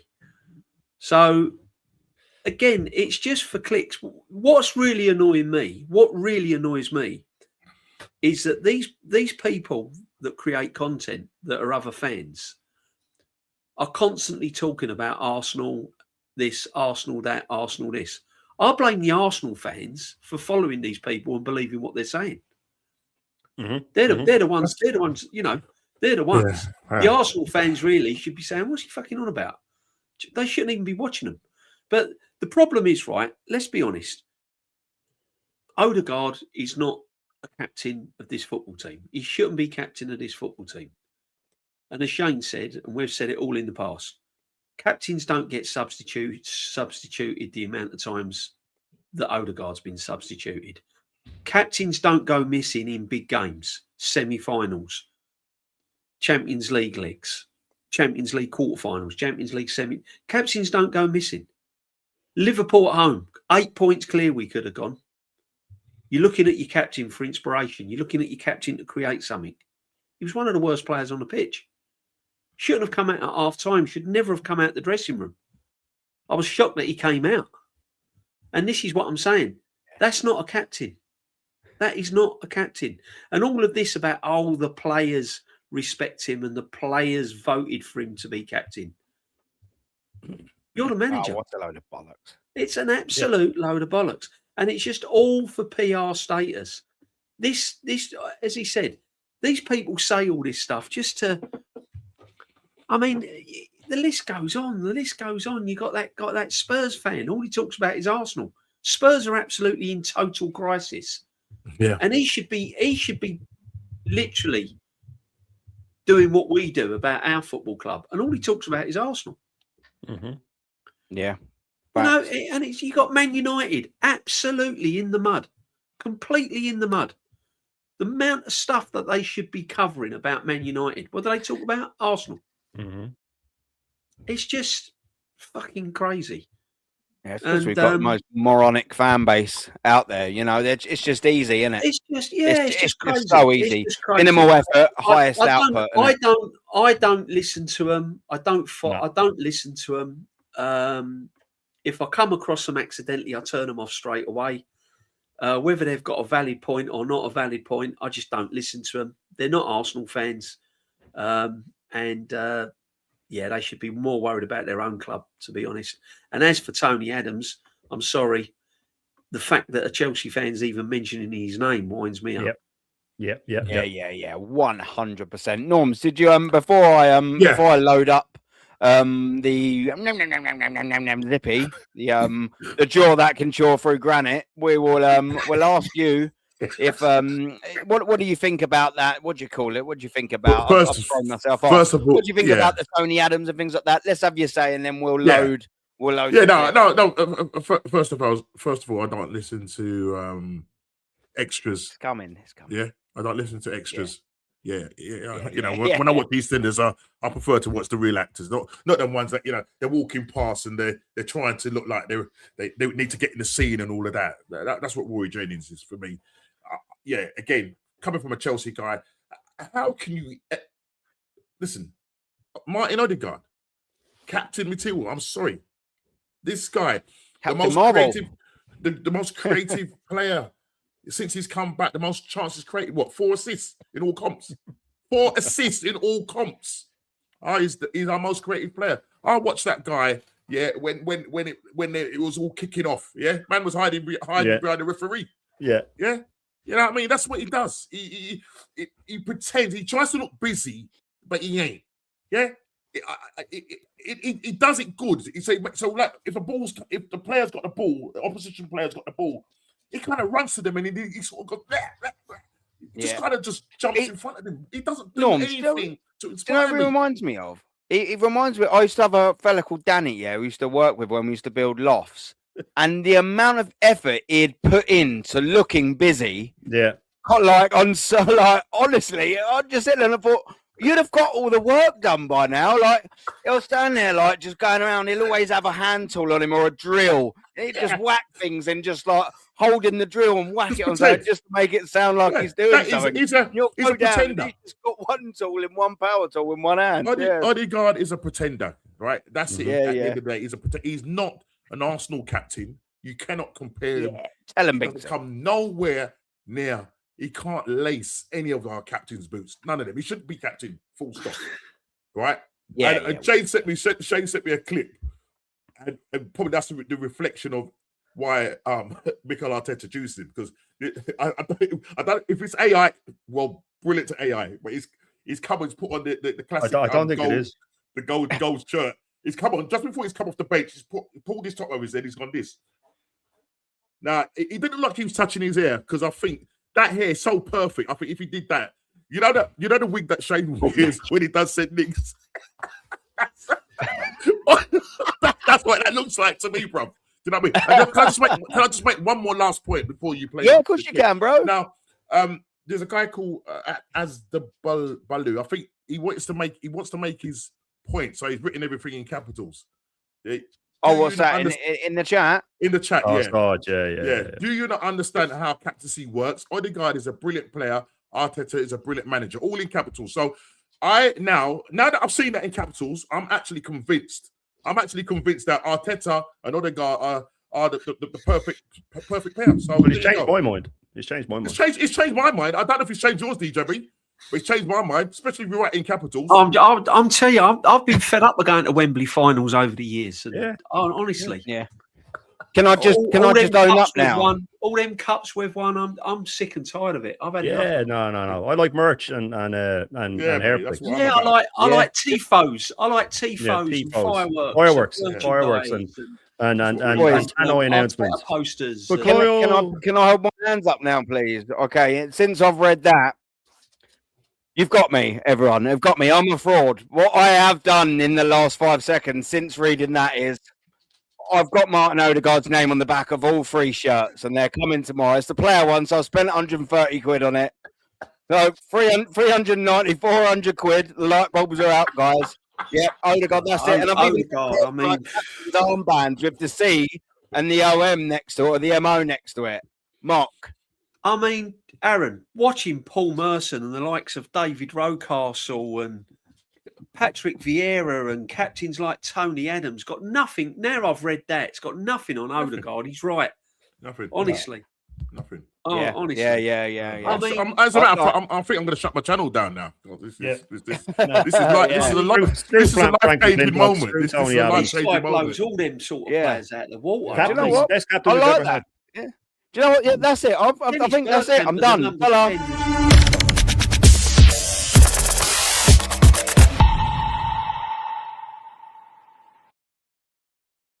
Oh, that's it. He sounds with us. Oh, fucking Asabalolo. Sorry, mate, if I butchered your name. Sorry. But come on. I mean, come on, bro. Yeah. Oh, yeah, I'm with you, D. Yeah, a bit of Asta. Yeah. I got you. I'm a little bit late to the party, but I got you. Wait, do you know what we need? This is going to be for you, as the Bolu, yeah? Because obviously you rate the captain so much. You'll appreciate what this absolute wanker droves on for about 2 minutes. Ladies and gentlemen, just pre-warning you. I mean, we'll find it hilarious, but listen to the absolute bollocks that is coming out of this geezer's mouth. Let's just have a little listen to it. Asda, you're gonna love it. You're gonna love it. Let's go. Let's listen to this wank Stano Houlihan. Gets in the minute that, but in this instance, there's a panic that sets in the minute that Victor Gyökeres gets in behind, which then takes players away from some of our others. It allows Declan Rice to arrive the way that he does, Yeah. right in the nick of time. It 70 allows minutes. Martin Odegaard the time to bring the ball under control, to glance out of the corner of his eye at what's going on in. That's Odegaard there, by the way. That's how far he passed it. Right. Field, and to play this beautiful pass into the path of Declan Rice. Now, Rice will get all the plaudits because the finish is outstanding. The finish is brilliant. He shows his composure. He shows accuracy. Ooh. It's a really, really good goal from Declan Rice. But it's not. But Martin Odegaard's role in that should not be understated. Yeah, and Okay? Now you Not know, only now you know is why the weight Arsenal on the fans are hated all around the world, didn't you? Yeah, yeah. Because of this pass fucking perfect. tosser. But he does it half blind, not knowing or not being able to see, I should say, a clear picture, but understanding the spaces there, understanding the player. What about when he bottles a tackle then in his own box? How about that then? Also, there's 7 Bournemouth players here, so he has the whole pitch. You know what I mean? It's not like Royce. Royce is running from here, so it's not like he's put it through the eye of a needle. I don't know. He's just rolled it backwards 2 yards. But it gets worse. But it gets worse. I haven't watched him in Puts it years. into I the can't. right space. It's bad for my blood He's pressure. understanding the spaces there, understanding the player that he's working with, and knowing that if he puts it into the right space, he's going to run onto it and he's going to make something happen. But such is the weight on the pass that he also makes Declan Rice's mind up about how to shape his body as he approaches it and how to finish it. And I think those are the best types of passes. Often, when we see players miss an opportunity, it can be because they've going on about. Right. If you look at that and analyse that, that was the only option he had. Because he's got all them Bournemouth players in front of him. He can't shoot. Odegaard can't shoot, right? Yeah. And by the way, Gyökeres miscontrolled it. It wasn't. He didn't drag any players. He tried to get onto it himself and he fucked it up, right? Yeah, let's be real with that. And it bounced off him and it went to Odegaard. No, I'll tell you what. Just before you come into detail, it didn't actually. If you watched the Bournemouth player, was it the Bournemouth player got his foot to it? And it went to Odegaard. Yeah. But that's the only option Odegaard had. Yeah. If he hadn't have done that, then that's the only option he had. He couldn't go passed forward. it from here, He DJ. go to the right. He passed it from that's here. the only option he had. And he was facing towards him. He's acting like he had his back to him and he backheeled it, right? He was 2 yards away. So the only way that he could play it was to soft roll it. He can't ping it. He can't chip it. He can't. There's only one part. It's just a layoff. It's a basic layoff. It's like tipping. It's just a basic layoff. He's passed it a couple of yards to the side. That's it. But look, it gets even more now, guys, the pass is telling Rice how to finish it and what part of his foot to use and everything. That's how clever the pass is. So Odegaard Xavier. So he's had to shape his body. Is he a shaper now? Is it a shifter? Is it? Yeah. Right. That's what he does, mate. This is a guy that's seen the wrong likes guy of- on the back. man. It's What all was that all about? Again, it's all to make it. Yeah. Sideways, that's it. It was just a pass to his left, and no more. Look, I mean, do you get an easier assist? It's just a pass. It's just one of them where there is nothing creative about it. There is no through the eye of a needle. You don't have to be a number 10 to do it. You don't have to be a maestro. You just have to have looked up and passed to the left slightly. That's the only skill you need to obtain, is to have the muscle in your foot to be able to roll a sphere a couple of yards to your left. That's the only quality. There's only 20 seconds left here, but he'll do the telegraph part here. Just get ready for this. All right. Yeah.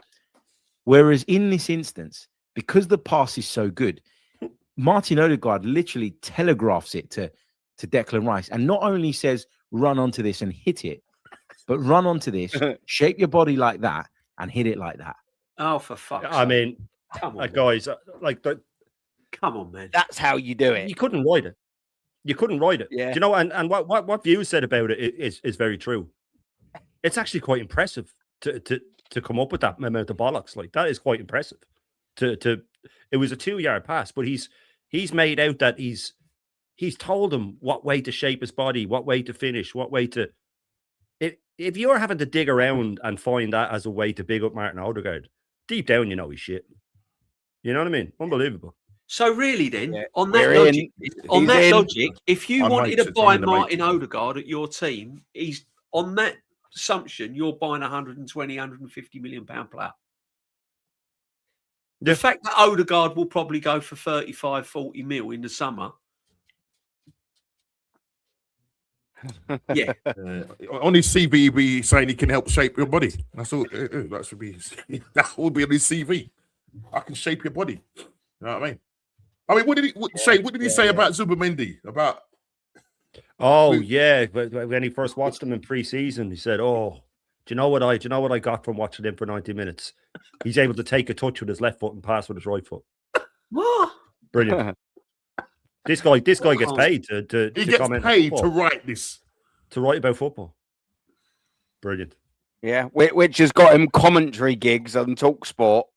On Arsenal's website, he commentates on. He's been on the Zone as well. I've seen him on the Zone. Press gigs. Oh, really? I didn't I know heard that. him. I'm pretty sure it was him. I could tell. Well, you know, didn't you? You can hear the grinding on his jaw. I could hear the zip. Why I could hear the zip. Hey, because they're out of work. The next manager that comes in, they haven't got a job. Yeah. Let's be honest. Let's be real. 100%. No, that's crazy. But you know, moving from one Marvel superstar to another, boys, and then we'll come to a bit of Chelsea. Is obviously the return of the man, the myth, the legend. We've got Kai Hulkamania is back. He's here. He's back in the building, which only means one thing: trophies, trophies, trophies, trophies. People, and that image, of course, is courtesy of our brother, the Southern Gooner, Matty. Big up to Matty. But look, he's back, and already the absolute spiel is: this is my favourite one I've seen. This is my favourite one. There's plenty of shit, but this is my favourite one. Kai Havertz's return could be bigger than Rodri's in the Premier League title. Yes, it's been a rotten season so far for Kai Havertz. An injury picked up in August has ruled him out all season and has only made his comeback in the 4-1 win over Portsmouth last week. However, we only needed to see the 21-minute cameo at Fratton Park for Havertz to show us just what we have been missing. Here you go, Gorkaris. Return, boys. Here you go, Victor. You're lacking in confidence. Now cop a load of this. This will really build your confidence up. This will. Yeah.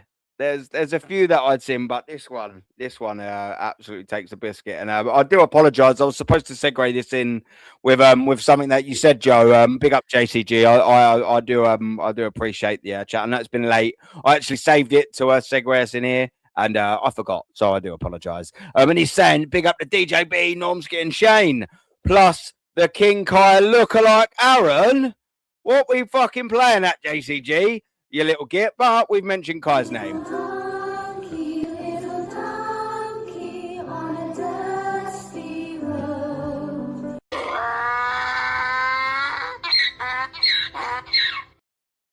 Looking like Kai. I'm on to you, JCG. I'm on to you, JCG. Big up, mate. Hope you're all well, my friend. And there was another chat here as well from Ejab. Big up to you, brother. And yeah, he's saying about the Zippy. Zippy describing Odegaard's pass is poetry.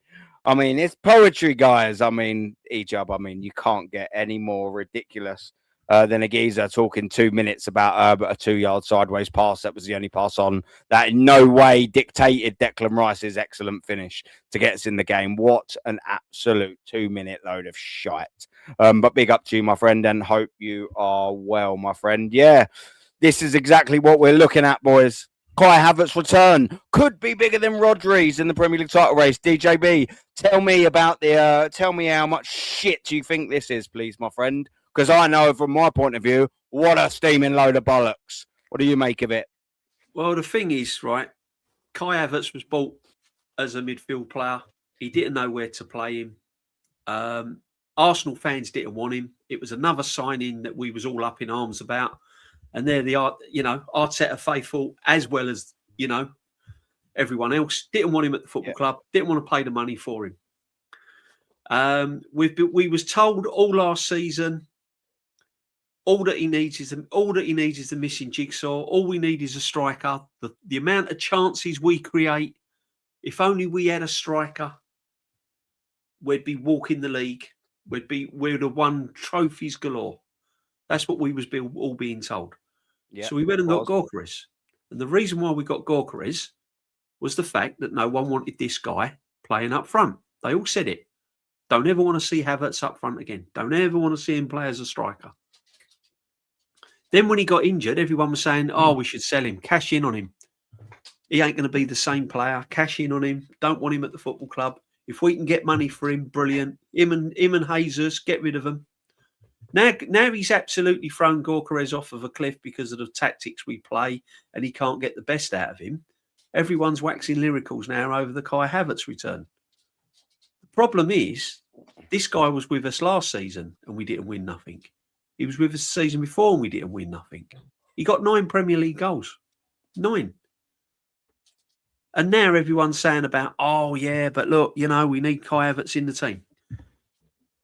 I understand technically he may be better than Victor Gorkares technically. His first touch might be better. I get that. I get that he fits the way Arteta plays. But if he fits the way Arteta plays, then why haven't we won anything with him fitting the way Arteta plays? Yep. If he fits the tactics that Arteta plays, then we should have won something, right? So what difference is it going to make now, going forward? What difference is it going to... And I said this yesterday. We could win silverware this year. But what happens next season when this guy's running out, being his number one striker? And what message is this sending out to Victor Gorkares? He said it a few months ago, just before Christmas.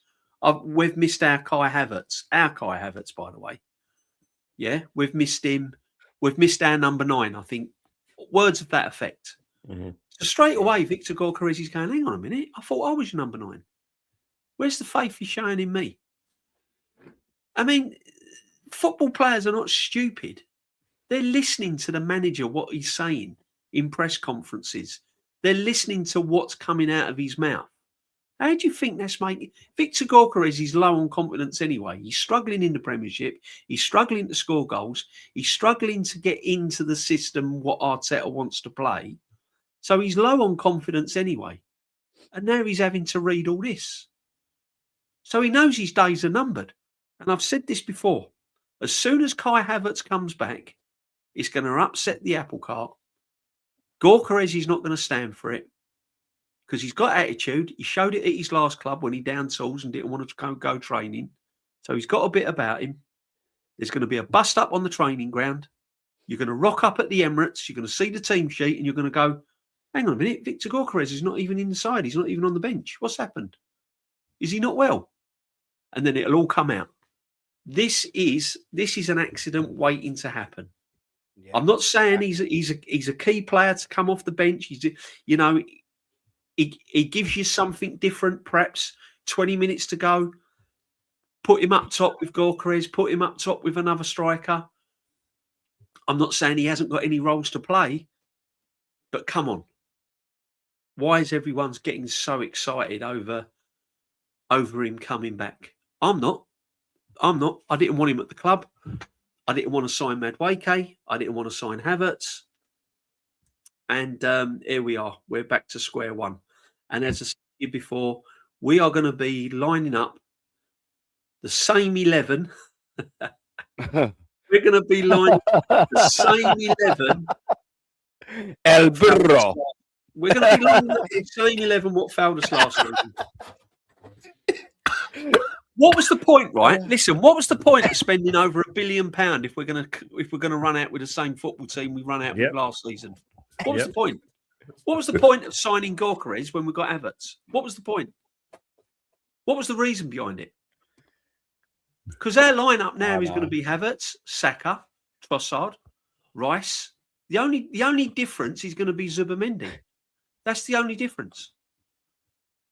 That's the only difference. Yep. Everything else will be the same. It's absolute crazy. Yeah. Oh, listen, man. I know the fact that everyone's pinned their hopes on Kai Havertz, El Burro.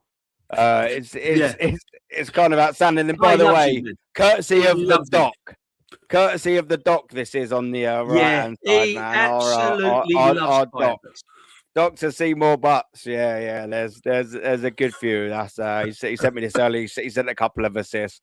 was nicely reminded to put it up on screen. I hadn't uploaded it. So that was Shane giving me a nice nudge there. So big up to Shane. But yeah, it's it kind of speaks 1,000 words, doesn't it? You know what I mean? It's a belter of a one there, Doc.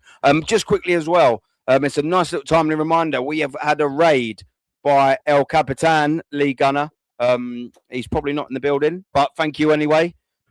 Gratefully respected as always. And for the people that have come over, it would be absolute fantastic of you. Double, treble, quadruple, double boom, fantastic. If you could smash a cheeky little like on whatever stream you're watching it on. If you could hit a cheeky sub to me and a notification bell on. But don't forget, don't just stop there, you cheeky bastards.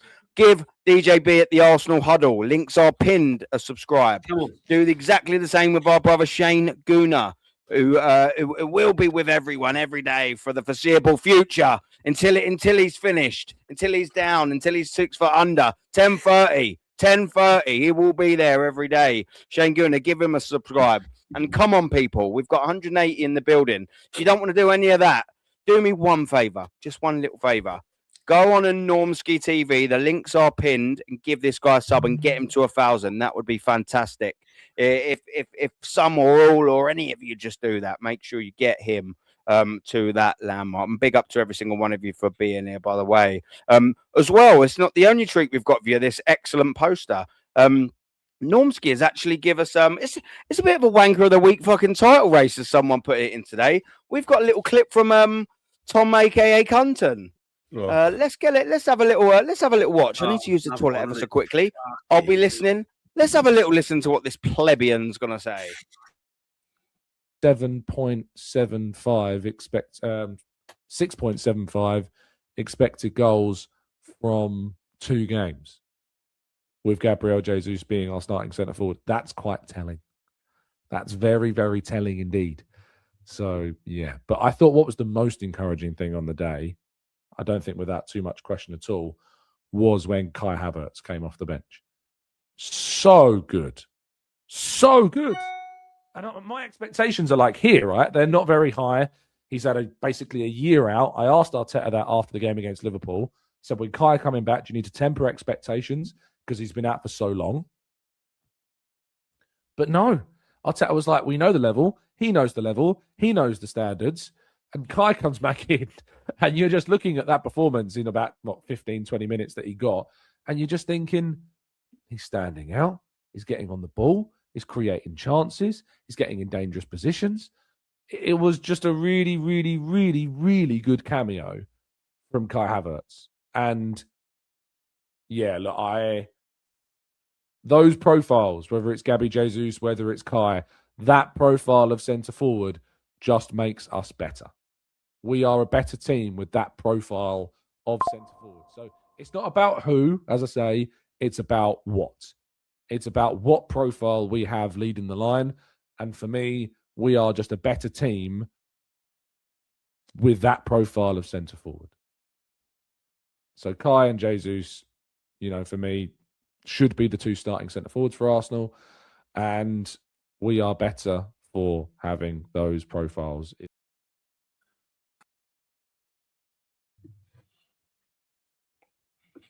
This is the same. What can you do?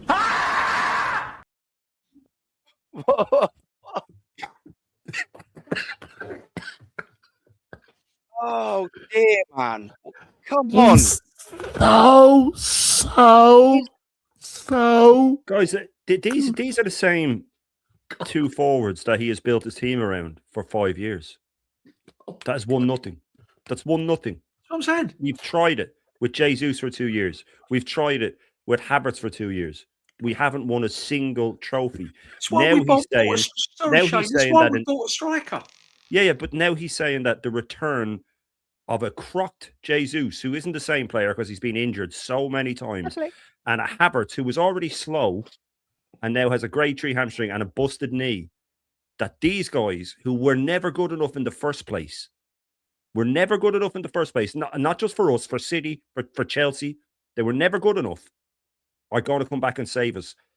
This is the mentality that we have to deal with. It boggles the mind. I don't know what we're meant to do. And they look at us like we're crazy, man. to me, saying that, oh, well, Havertz is the other thing he says is, oh, Havertz was on course last season to get 20 league goals. He's never gotten 20 league goals in his life. Not once has he got 20 league goals in his life. Why did it's the same thing that they say that Emery was going to get us relegated. They do hypotheticals. The hypotheticals to prove a point. There's no universe that exists where a top team is going, you know what, I can't wait for the return of Kai Havertz. This guy was never good enough.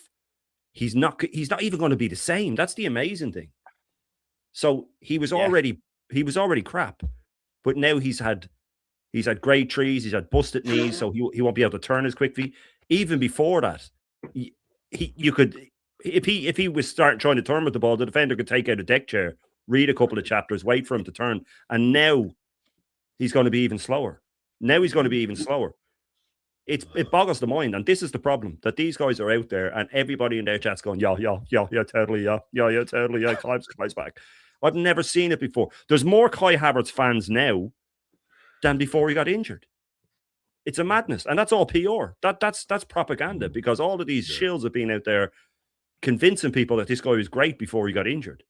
Nobody cared when he got injured. A lot of people were relieved, fuck, we don't have to put up with him anymore. You know what I mean? And now he's going to come back and save us. It's infuriating, really. And like I say, if we end up trophyless again with these shills, there's blood on their hands with this. There's blood on their hands because they've kept this guy in a job. They've promoted mediocrity to keep their positions. You can tell me all you want that you're not a shill. You can tell me all you want that you don't have to lick arse. Yes, you do, mate, because you wouldn't be doing this otherwise. You wouldn't be going on raps and lyrical about a 2-yard pass, and you wouldn't be talking about the return of Kai Havertz like he's going to save us. All right, I understand that you planted your flag on this guy. The only reason that you've done that is because you know Arteta wanted him. It really is. It's beyond a joke, and this is the problem with our club. No other club will be promoting the return of a player like this. None of them. They'd have moved on. And not even a good player. He's a shite player. And that's where our standards have been. It's because Arteta loves him. That's it. It's like Haaland coming back for City or something, isn't it? Yeah. That's what they're portraying it as. Yeah. Let alone Rodri. You know what I mean? Let alone Rodri. Come on, man. Sometimes you just got to take a load of bollocks. Norms, talk to me. You're in the matrix. No. Yeah, it was quite a painful experience. But as I say, I got to go in and do the Lord's work. You know what I mean? Shane is insistent. I go and get these things. I've got to go in there. I've got to go in. I've got to face it. It's hard work. Yeah. Sometimes I come out and like, you know, when I come out of there, yeah, and I'm talking, and then you might notice a bit of blood just coming out my nose. He's gone in too far, isn't it? I've gone in too far. He's gone too deep. I mean, can you do the Lord's work and just get rid of them? Listening to it, and when I was listening to it, I said, "Oh my God, is he saying this?" And that's something you have to take a sit. I sit back and go, "Hang on, is he really saying this?" I thought, "No, I've got to record this." Yeah, people need to hear. I mean, listen, he's got all his minions hearing all of this, yeah, and they're actually agreeing with this. We wanted a striker because he wasn't good enough. He couldn't hit a barn door. Everybody was asking for a striker, and now we've gone full circle. We've just gone back to go and get 2 cropped players. No, we're 70 million quid worse off, plus his wages, to sit on the bench. We've paid all this for Eze. We've played all this for Godfrey. As Waha says, a lot of our fans are in too deep, man. Yeah, Kool-Aid settings, man. It's all to shield this manager. It's all to make sure that this manager is doing the right thing and to be justified. They was all saying, sell Jesus. If Berta can get 20 million for Jesus, what a genius. Now we're looking better with the pair of them up front. Because he links up play, he does this. He links up play, he pulls everything together. They look more fluid when he's on there. I'm like, oh my gosh. I mean, the knives are out for Glock. We know it. The knives are proper out. Sky are doing it. Everybody's jumping on the bandwagon with Glock now. Yeah. Yeah. But I'm saying this, just Glock 20% of he has to do what it is, but 80%. I'm watching Arsenal against Portsmouth on Saturday, and I rang Matty. I said, "Matt, is it me, or are they making more forward passes? Are they playing more balls into the box? Because it almost feels like a conspiracy.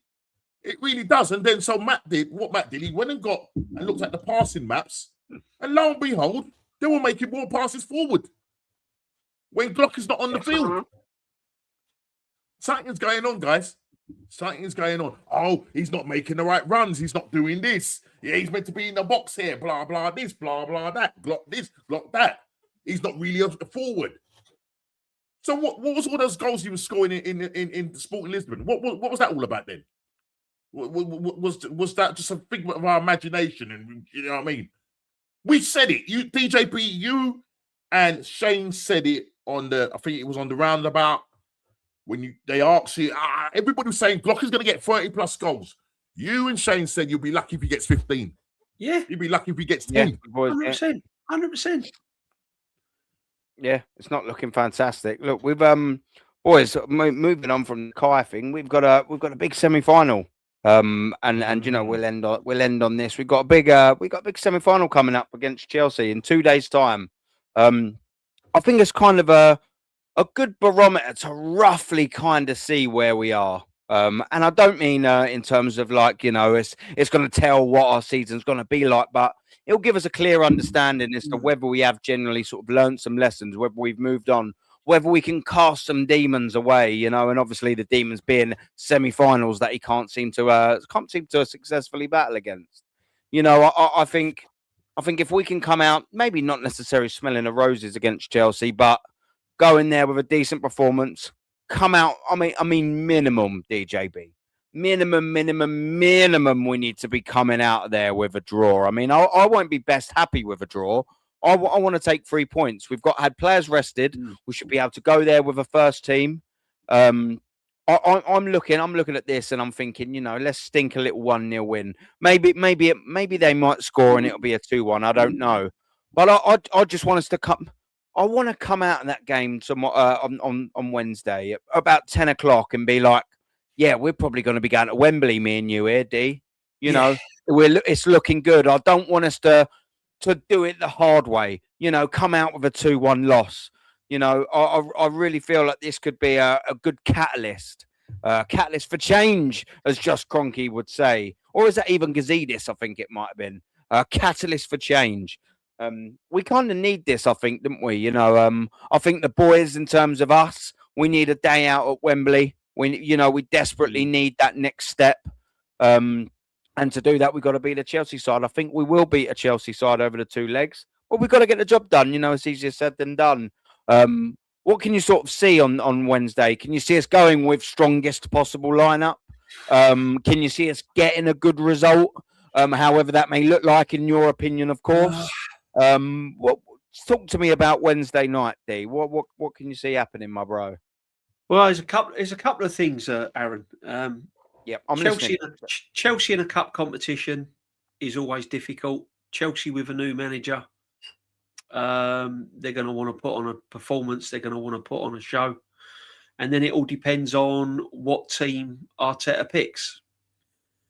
Now, if he's serious about it, because we've got to win this trophy. This trophy could be the catapult to bigger things later on in the season. And it could give the players the confidence to go on and win bigger things. Could go far in the Champions League if we get the Carabao Cup done. So it's really, really important for Arsenal Football Club, for the fans, more than anything for the fans, but for that team, for that squad, for the likes of Saliba and people like this. It's really important to get silverware. Just depends on the attitude of what team he picks and what team he picks, because it is a tricky one, because he's got important league game coming up against Nottingham Forest, and that is important because he dropped points against Chelsea. Man City could go 3 points behind us, so we've got to get a result at Forest. That's why that Liverpool game was so important, that we won that, because if the game against Liverpool we won, then he could have perhaps played a stronger team against Chelsea, and then we could have come away with a draw against Forest.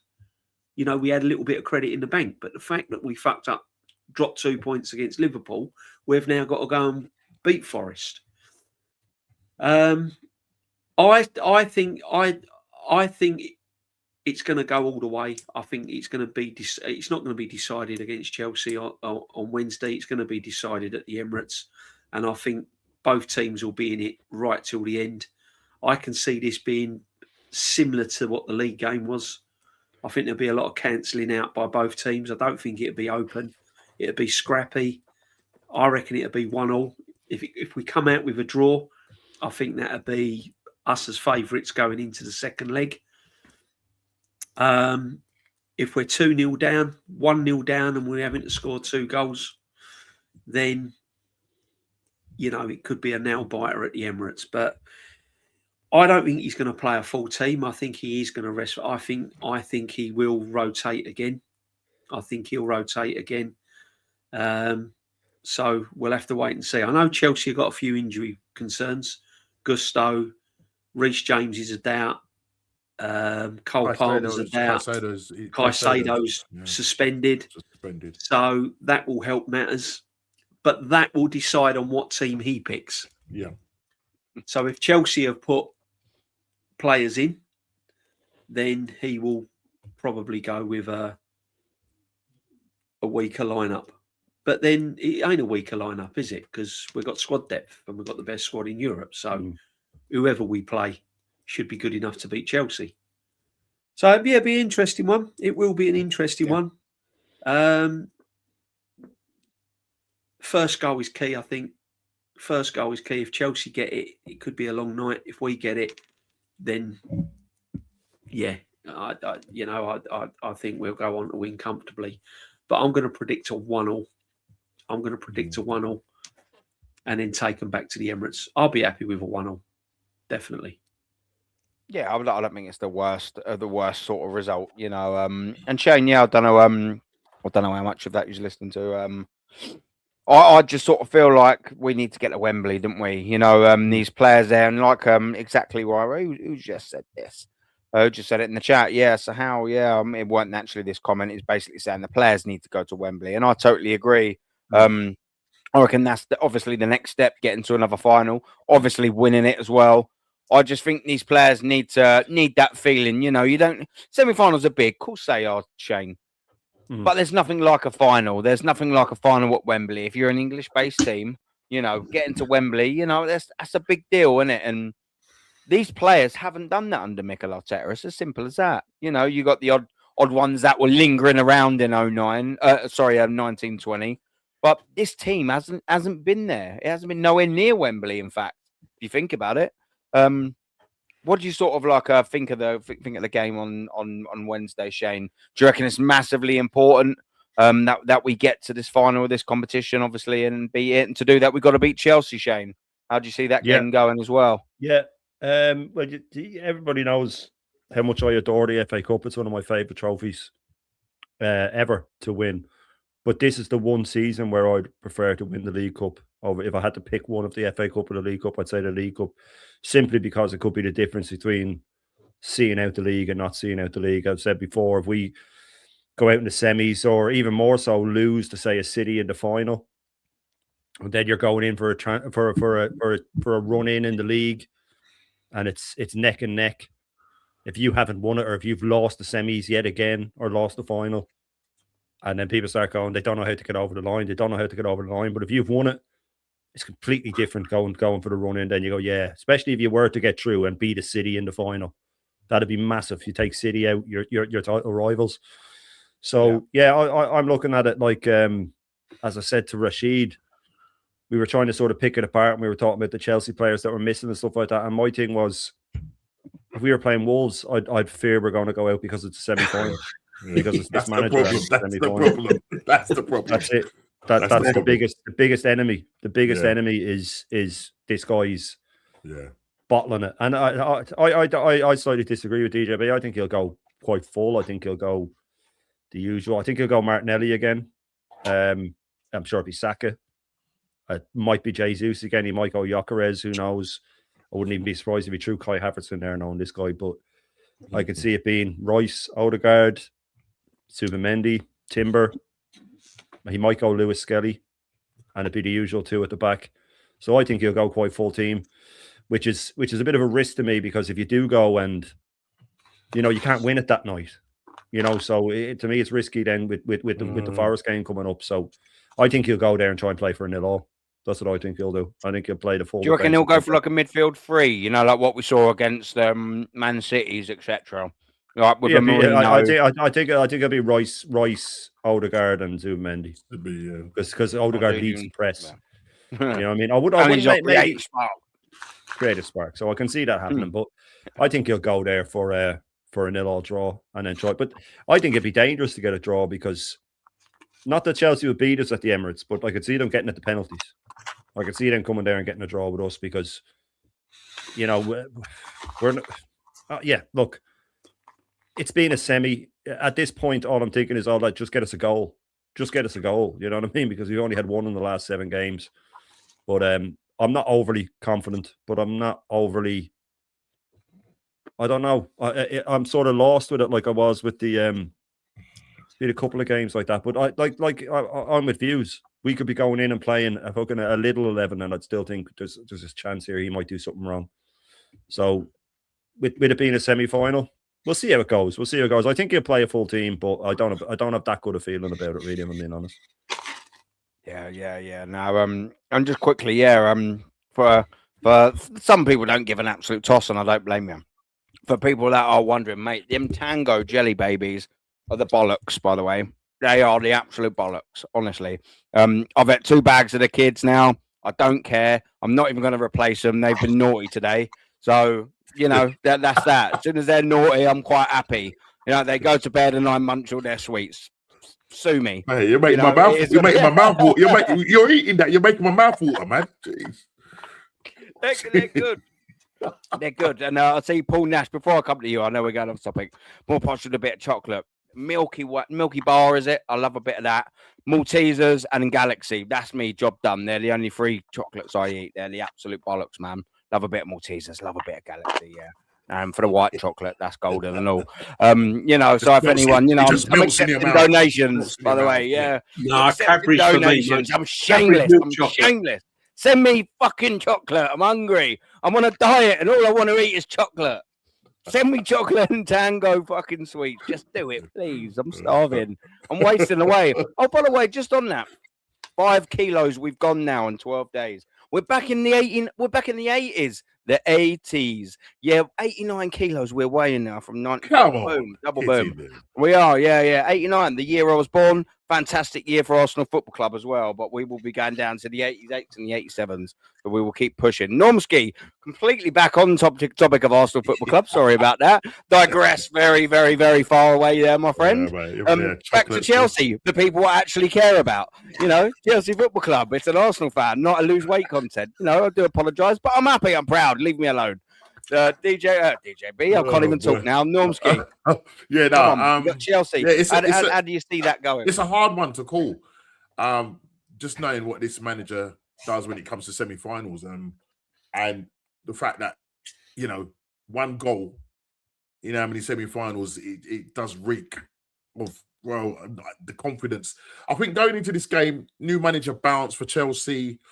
You know, they're a cup team, you know what I mean? So they're used to winning cups. We're not. And I think when we go there, I just don't know. I don't know what Arsenal's going to turn up. That's the problem. And I think I look back on, you know, our struggling against 10-man Chelsea. I look at what we did at home to Wolves, you know, didn't score any goals. It's just that fear of Arsenal not just going in and just doing the job. I think he will go with a strong side. You know, because when you're that close, when you're that close, you know, to getting into a final, you know, I think he will go with a strong side, but I just don't know what to expect. I think he might just go there not to lose. That's because that's what he does. That's his record. And then if he takes it back at the Emirates and 0-0, 1-1, then yeah, I'll say we'll probably have a chance. But again, you know, when it really matters, this is the problem with Arsenal and Arteta, especially when it really matters, we never do it. And that's the thing. When it really comes down to the boil, we don't just seem to do it. And it was the same thing with Newcastle. We go there, we didn't score none of the ties. We end up losing that. We end up losing against 10-man Man United. You know what I mean? So yeah, it's not gonna be easy. Put that way. As I said, you know, they got the new manager, and he seems pretty confident in himself. and he's definitely going to be chomping at the bits to play us this Wednesday. But let's hope the narrative does change and we come out as victors. Obviously, it's 2 legs, so let's try and go there and take the game to them. Do you know what I mean? You know when we played in that quarterfinals against Real Madrid? Yes, it was free kicks and all of that, blah blah blah. Maybe if it was a quarterfinals, he'd probably go with a different mentality. But it's now the semi-finals, and look what happened when we went to PSG. Look what happened with PSG thing. So yeah, it's a hard one. But if I put as what's the name would say, put your nuts on the table, Kenny. Kenny. I'd say probably a draw. Come out of there with a draw. 1-1. Yeah. No, but I'm sort of on the same sort of lines. I think it will be a score draw if it is to be a draw. And if I'm to pick, like someone to win, I want to pick Arsenal because, I do want to pick Arsenal. I think if there was to be a winner, it probably would be us. But I only think 2-1. I can't see a high scoring, of 3-2s or things like that. I can see it being, by a 1-goal margin and probably no more than 2 goals sort of scored by one team. Well, yeah, it's knocking on the door. DJB, I want you to wrap up the show here. We got Gianni, man. Big up to this geezer, Gianni. Big up, Gianni. Big up to you as well. I always enjoy on a Friday night because Gianni's mostly on the stream, and we always spend a good hour or so backstage having a little laugh about everything bar Arsenal and football. I very much enjoy that. And big up to Gianni. He's come in and he said, big up to the legends on the panel. So he's saying, big up to you three and me. I've wormed my way into that title, so I'm very grateful for that. Like a little Arteta worm, I've nicked the legend status. Why does everyone forget the false 9? He's saying was Trossard when we were 8 points clear. Do people forget that? Gyökeres is the missing link. Arteta didn't want him. DJB, I want to come to you with that because I know you've spoken with Gianni. You've done a very, very, very good show with him recently, and you were sort of talking about all things. And I heard Gianni mention about the false 9 as well. And saying about Gyökeres. What do you make of what Gianni said here? And big up to Gianni, and go and sub to his channel as well, people. Still 120 of you in the building.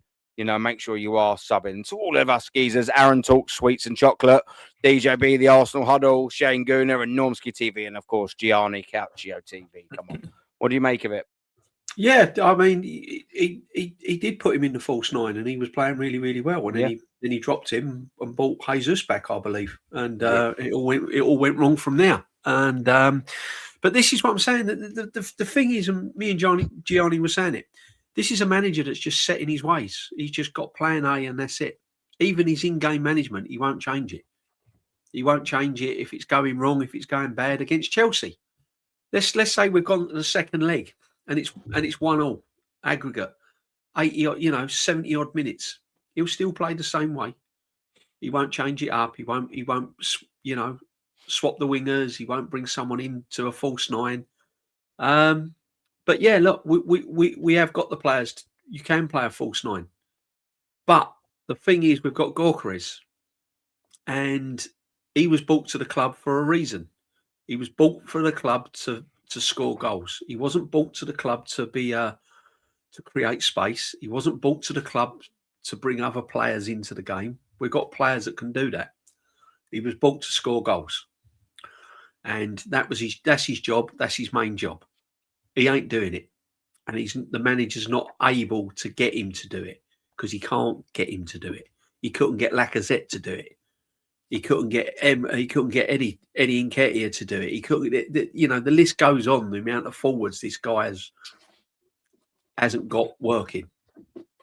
So yeah, false 9. Martinelli play him down the middle. He's another one. He's another one that could probably play that role as well. So yeah, but he ain't gonna. Yeah. He ain't going to. Yeah, no, he ain't going to. He's going to keep Trossard on the left. Trossard's having a fantastic season, but Trossard won't hit this form next season. Shane, what do you think in what? Sorry, I didn't actually mean to cancel it off there. Do you think as well with this? And I actually I get what Gianni's saying as well. He has been very good there in seasons gone by. And do you think that it would be quite a risk? Though, Shane, I don't know if you're still there. If not, I'll jump into Normski quickly. No, you've gone on camera. Yeah, look, because obviously Trossard's having a good or such a good season on the left hand side, and okay, Martinelli's the top scorer. Okay, Martinelli scored his hat trick, but he hasn't been very convincing. Trossard has definitely been the better left forward, minimum, arguably the best attacker we've had at Arsenal. Do you think that moving Trossard would, okay, maybe better the striker position, but then weaken the left side, or would you go for what Gianni's saying? What do you sort of reckon, bud?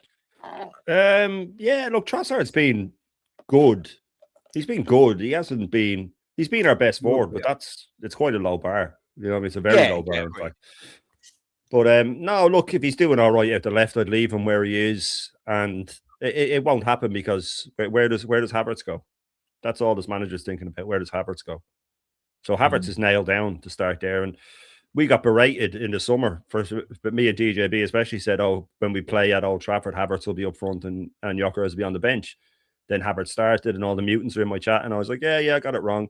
But then it comes out about 2 weeks later after Havertz got injured that it was the plan to play him. He just wasn't fit. Wasn't fit enough, so it was the plan to start him. Yeah. If we were sitting here now, if Havertz hadn't got injured, we'd be sitting here going, he needs to unleash Gyökeres. We'd be talking about him like Eze. That's what we'd be talking about him like Eze, going, just give him a chance. He needs a chance. We wouldn't be bashing him because he just wouldn't have had a chance. So Trossard's season, I'm with Sahal, it's overrated. When you put him up next to a Doku or someone like that, it is. Like Doku's changing games on his own and stuff. But listen, Trossard's been our most informed forward, so leave him where he is. But I quite like him in the false nine. But again, not for a. I don't think you win leagues with Trossard in the false nine. That's always my bar when you're talking about players. You know, a Havertz or an Odegaard. You don't win leagues building teams around these guys. Trossard, like if he was still at Brighton in a false nine, you'd be going, oh yeah, man, he looks good because he's the main man and he's getting the ball all the time. He goes missing in games too much for me, Trossard, and he this season he's had a bit of a. It's like he's had the bit between his teeth a bit, which I like. You know what I mean? He's getting stuck into tackles and he seems to be up for it a bit. Maybe the whole are they going to sell him thing worked? I don't know. But for me, now just leave him where he is. Leave him where he is because moving him might lowers his game a little bit. And he, like you said, he's the only one we can sort of depend on right now. He's the only one when he gets the ball, I think, oh, something might happen here. Not enough to get me out of my seat. Not the Alexis Sanchez get me out of my seat sort of thing. But you do think, okay, he might do something. So, look, I'd leave him where he is. But I get Gianni's point. I do understand that he was good in the false nine that for a stage there. And of course, I'd had to mix it up and change it when we were in a good run. But what else do you expect? Yeah. Do you know what? It reminds me of, I don't actually know the context of what my great nan used to say, rest in peace, Nan. She used to use a little phrase and it used to go like, when he's good, he's very, very good. But when he's bad, he's horrid. She always used to use that. I don't know whether that's a thing or that's an old school saying or what. But but that is like Trossard, isn't it? You know, when he's on it, he is on it. When he's not, he really ain't, is he, Norms? I think with Trossard, the thing about Trossard, that the specific year talking about where, you know, what's the name was Martinelli was balling out on the left, Saka balling out on the right. So, you know what I mean? Then he decided that he's going to change up, bring Jesus back in, drop Havertz into the midfield. It was just everything was just a total mess. But if, say, and this is the thing about Arteta, if he had anything about him, say if he did was to play Trossard in the false nine, then, you know, how about changing it up and playing what's the name on the right, Madueke on the right, playing Saka on the left, and you've got your likes of Eze, you've got your likes of Ranieri on the bench, because Odegaard is not going to get taken off. But I'm just saying you've got enough attacking players on the bench that you can change it up.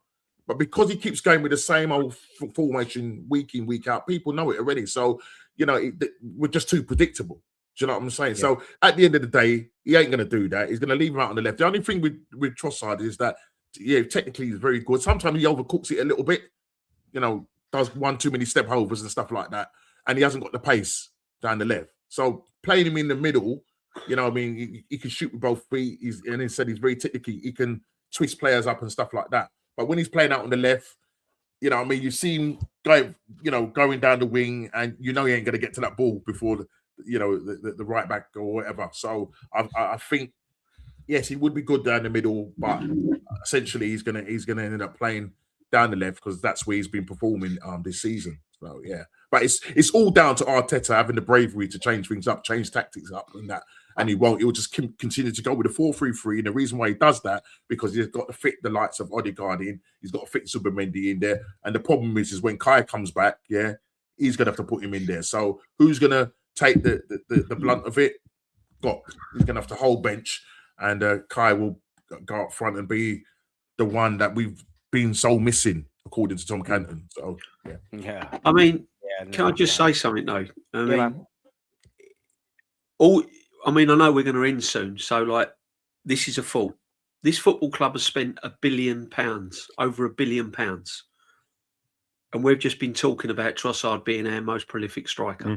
That's all. That just sums up the whole situation. Really does. We've had players like Alexis Sanchez, we've had Bobby Perez, we've had all these brilliant players.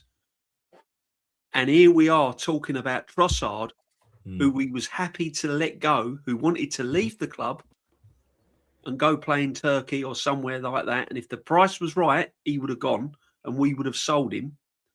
And here we are, £1 billion, bought a £70 million striker, a world-class, so-called world-class star boy on the right. And here we are talking that Trossard's our best player this season. Who was a January panic boy. That's all you need to know. Yeah. That's all you need to know about where we are as a football club. The player we had to get because he wanted Mudryk and it fell through. Yeah, and the player he wanted was Mudryk and it fell through. That's all you need to know as a football Thank God, hindsight 2020, but thank God. £1 billion in, and we're waxing lyricals over Trossard. Yeah. It's madness. Just before we wrap up. Oh, sorry, go on. I was just going to say a January signing. We're waxing lyricing over January signing as an infiller. That's all it was, you know what I mean? Because obviously, yeah. But I just wanted to sort of end on this as well. Big up to Martin Tapp, Gianni, absolutely 100%. He is very knowledgeable, knows his stuff. He should be on more streams.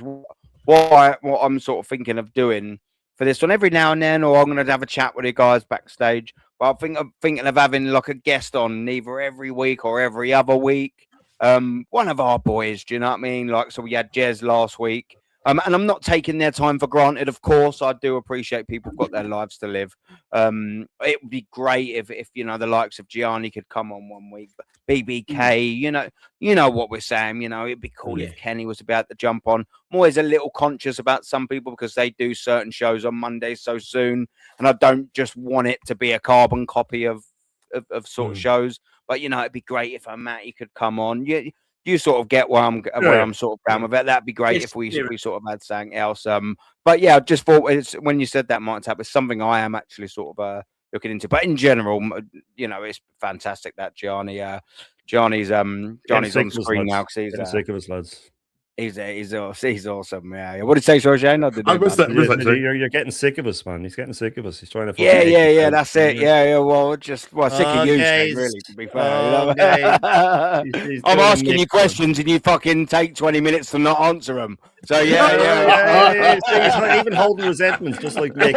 You should bring on City and the like.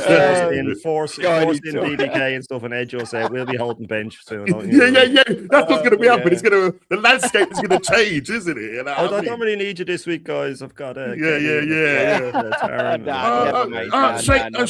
I didn't see a text from you. Just wondering what was happening. I just thought you might want to break this week, guys. 9:30, is it, mate?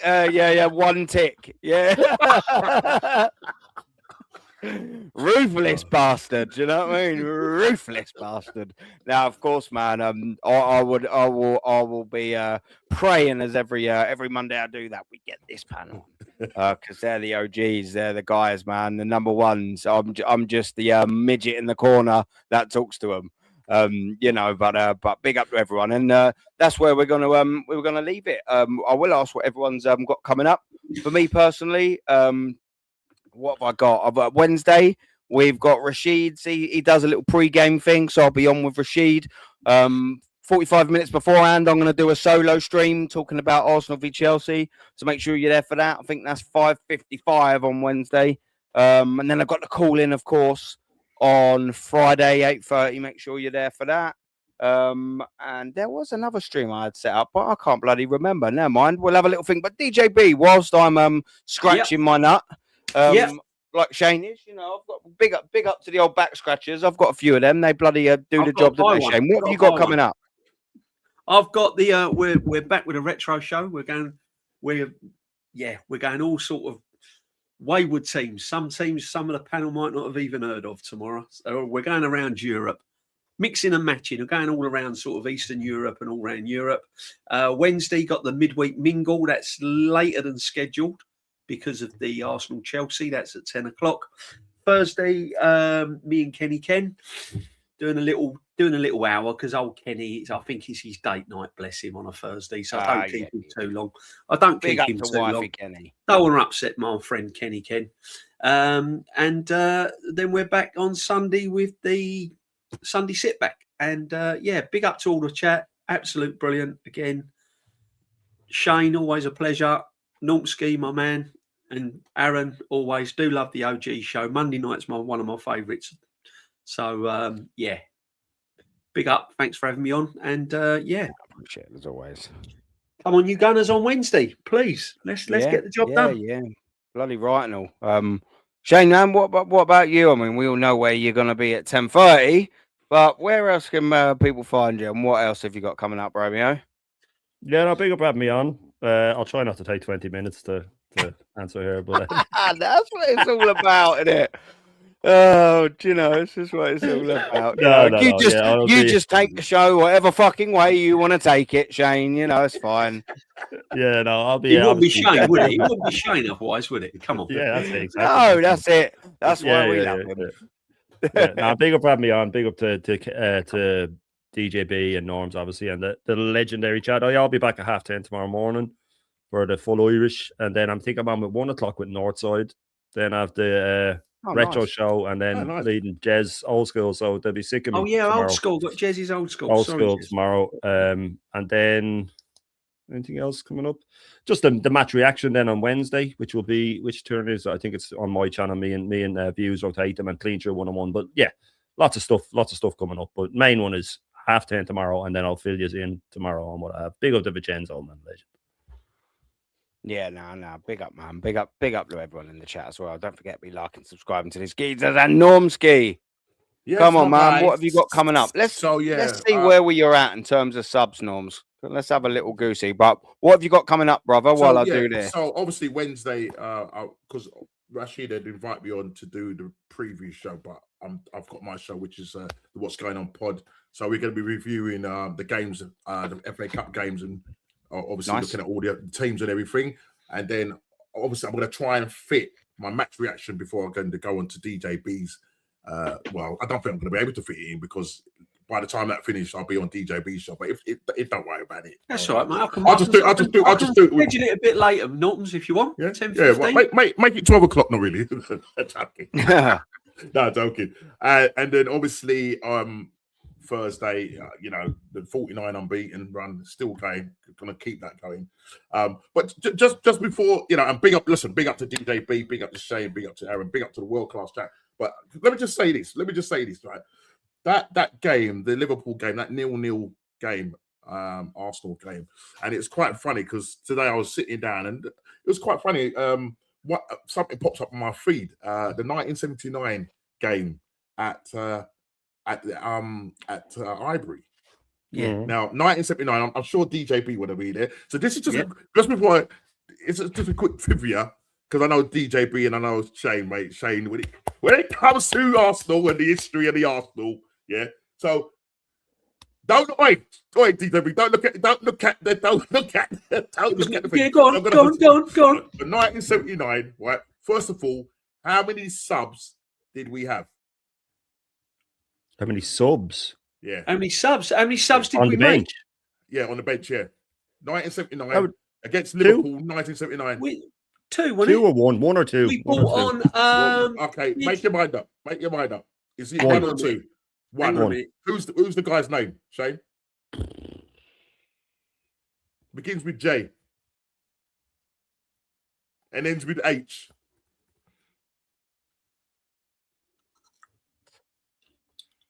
What year? 79. 1979. Vaguely remember the game. Oh, I didn't hear the year. I just heard the initials and had a 79, specific name in Liverpool. my head. I didn't hear the year. At Ivory, we Ivory, made a 1979. substitution. It begins with J and ends with H. Yeah. It was a 0-0. It was 0-0. No, it was 0-0. It was a great game because there was lots of chances both ends. Oh mate, Yeah, I think we came on we had my one feed. off the line. Then they Yeah, that's right. Yeah, they had It came one on my off the feed. I line. thought, They hit the I'm bar. gonna sit down and watch this again. Yeah, it was a brilliant game. It was a good game, mate. Do you know what I mean? J begins with J and ends in The H. surname begins with J and ends with H, or his first name? No, begins the with first J? name. No. The first name is J. Right. And So the it's a surname common- ends with H. It's a common name. The first name is a common name. Okay. What's a common name? A common English Got name? to be John, no? Jimmy? Right, yeah. Okay, Jimmy? there you go, John. John. John Hudson. Nearly. Collins. Johnny Hollins, yes. Johnny Hollins. Ex-Chelsea boy, wasn't it? Ah, okay. Right. But you know what? I was looking at that, right? And I'm thinking to myself, one sub. One Yeah. sub, you know. Mm-hmm. Yeah. But what a great game. Johnny What a Hollins, great yeah. game. What a great game, mate. End to end. Wow. End to end, mate. End to end, mate. John Hollins, mate. But I just thought I'd just chuck that in. Yeah, Yeah. lobbing the knowledge in. Yeah, I remember that. 0-0 that was. Yeah, it was a good game, though. yeah. Pat Jennings and Ray Not Clements. Rory Jennings. That was when, yeah, I was going to say that was when the great Pat Jennings and the great Ray Clements was Ray opposite Clements. ends. Yeah. Yeah. It was difficult to work it out because if you didn't know, what end, could they had the exact same hairstyle. Yeah. They wore the number green jersey with the number Green one. jersey, back, yeah, with number one. I remember Pat Jennings pulled off a it's save, only mate, because you talked honestly. about it's only because you talked about the retro show and that. I thought, let me just throw this one in there as a little thing there. So, yeah. That's when they played in the white. They had the white. Yeah, the top white, with the black the white. collar. And I think it was Umbro top. Yeah, I remember it. Yeah. Pat Jennings pulled off some save that day. Yeah. I was thinking, mate, who's going to score it? Bottom court, It was like watching it for the first time. I was like, come on. Like, I was like, it was like living in the. I knew what the score was going to be, but it's just You like could have living great in the nil-alls back then, though. Even up until the early 90s, you could have Yeah. nil-all games that were brilliant. Yeah, Because there'd still be a load of shots. and just the the football keepers was would have great. worldie. That's the thing about it, guys. The football was great. Yeah, because you Tackles can have nil-alls flying now all where over. there's one shot on target. For like the Liverpool game, even when they won 1-0, wasn't there? I think they had 2 shots on target and we had none. You never would have got that. There would have been at least 7-8 shots on target each. That was the year they beat us at Anfield as well. They beat us at right, yeah, Anfield in yeah. the 3-0 in Anfield, and they beat us in the Charity Shield as well, didn't Yeah, they? that's right. That's it. Yeah, they That was actually all in mentioned that that. year. They mentioned that in the commentary as well. Yeah, they mentioned that Yeah. in the commentary. It's a Bastards. good game. Yeah. Good game. But anyway, that was just. that's it. By the way, just in case that if DJ B or Shane goes on what's his name show and he happens to bring it up, you got There you go. that, bro. We got it from the enforcer. Johnny Hollins. That's it. That's when our Chelsea connection began, wasn't it? Yeah. Big up the Savage just coming right at the end of it, my friend. Hopefully big up Christmas the and New Savage. Year was Oh was man, good, the my pain. friend. The pain he must be going through. For the 122 in the building, well, for the other 121, he's one of the good ones, our Sav. He's Spurs, but he's one of the good ones. He talked about each club. He talks about each club. He talks about all the time. Yeah, That's what I admire about the Savvy. Yeah, yeah, mate. Yeah. We're getting Talks the signings about in. But I'm assuming by getting the signings in, you're probably on about Conor Gallagher being Conor possibly Gallagher. one of them. Yeah. Being possibly one of them. Maybe he wants a bit of London. You know, that's James probably. Madison off for being I was going to fit. say Alonso's available now. I wonder. Sav must know. How bit far is jabby. James Madison off now for being fit? I don't think he's going to be back for the rest of the season. Is it? I don't think, I Is that true? Is it? Medical Medical. support. Oh no, that's Conor Gallagher. Yeah. I mean, Yeah. What is that? They've been Just following Spurs? his- Is it? Yeah. Yeah. Is it? Yeah, That's a all right. good- Yeah. Madison I'll out for the tell you season. what. Oh, Madison out for the season. Oh, big up, Sam. But I tell you what, that Conor Gallagher, I think it's only 35 million. You know. 40 million euros. Oh, so they are buying them. They're not getting them on loan, then, are they? Oh, I thought it was a loan with an option of 25 mil or No, something. that's not a bad I signing. think Villa was an option to. Was an option or obligation to buy? I can't remember. That was the Villa one was. I think it was an option. Yeah, that's not a So bad. maybe Villa probably can't sign up for obligation. Football Heritage just Spurs have offered to put the money down. I bet maybe. Yeah, I think stick with Thomas Frank. I think it's more deeper at Spurs than Thomas Frank. I don't think Thomas Frank's the problem. I think it's what's going on. Yeah. There's something. Savsam 36 mil. So what is that? What buy with an obligation for 36 mil, or is it just straight outright? Because you sold what's his name, Johnson, didn't you? Brennan to Brennan Johnson. You sold him for 30 odd mil, didn't you? The Palace. So you got a couple of quid. Yeah. So yeah. You got a couple of quid. Saba, don't let this one slip, mate. Don't let this one slip like the Eze one. Straight by. It gives them something to shout for the rest of the season. Doesn't it? Bless them. They've got to have something to cheer about in January. Big up, Sav. No, honestly, I can't believe it. Seems like Spurs and Man United. I mean, I think the Premiership needs them, to be honest. I think they need a good informed Spurs and a good informed Man United. Pains me to say it, but it's good for the Premiership, isn't it? Yeah, and they're close to getting Carrick. Is it Man United close to getting him? Old Aaron's frozen. Look, Aaron's frozen. See him? Is he frozen? Or is he He's just frozen with that I don't know. Is he? Smile. Look at that smile he's frozen on. Look. Can you see that? Look he at is, him. isn't he? He's either that or he's doing a room. Someone clip it. Look, Aaron, look at that little face. Oh, no, his laptop. He just texted me. He just texted me, said his laptop is, I won't say the word. But his laptop is a little bit messed up. Perfect time to freeze. Look at this. Look at him. All right, so we better wrap it up. Has he got to close the stream? Or what? Too many jelly babies. Exactly. Too many jelly babies. Is he come back? Is he going to come back in, or what happens here now? Because the stream is still live, isn't it? Yeah, we're still live, people. We're still live. So he needs to end it. End the stream, Dave. End it from your phone, man. Yeah, go to his phone. Yeah, he's going to his phone. He said his laptop is gone. I've done that. I don't know if it's run out of juice. He just texted me on there and said it's. He might have texted you as well. So, people, we are on the OGs. Our host Aaron has gone AWOL, so we can't end the stream, people, because Aaron's got the Aaron's the only one that can end it. I'm just gonna duck out and leave you here, lads. You can't do that. We're back to the mingle notes. It's the Monday mingle. Guys. It's the Monday mingle.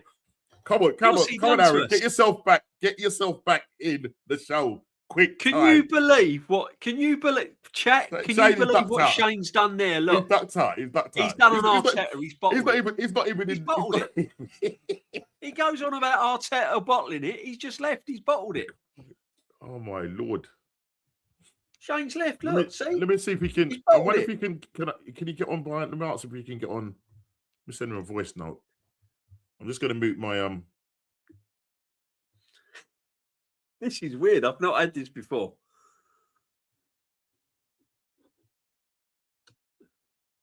We are. Look at Shane laughing in the chat. He's bottled it. See, look, he's done a semi-final. He's done an Arteta semi-final. Oh, Shane, he's just gone.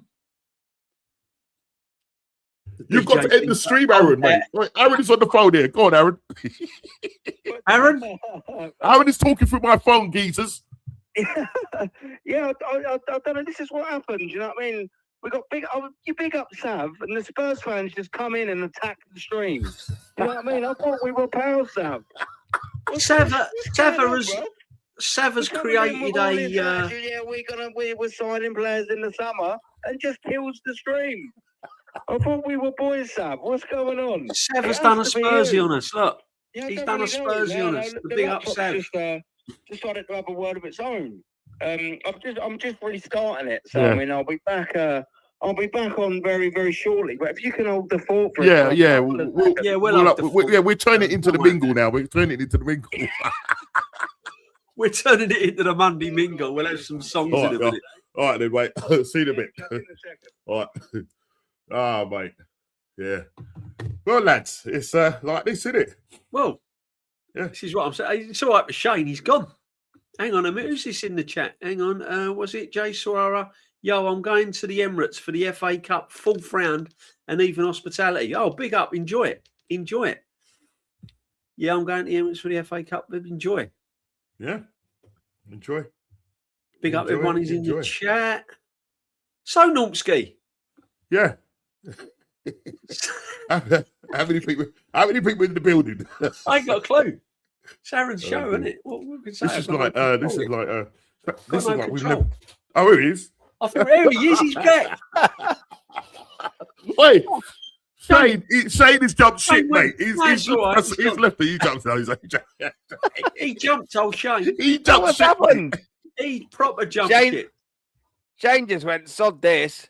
Yeah, he bottled it. Went, finished.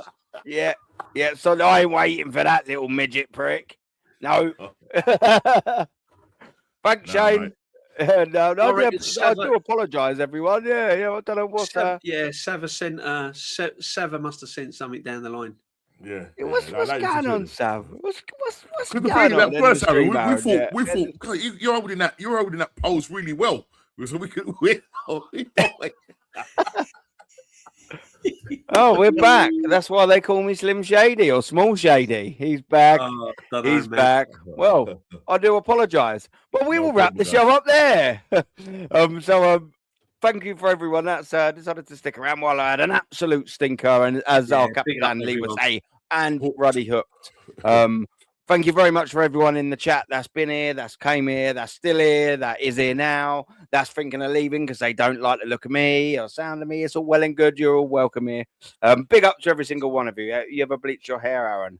Yes, I have. Yes, and I do have a photo of it. None of you are ever seeing it. It's embarrassing.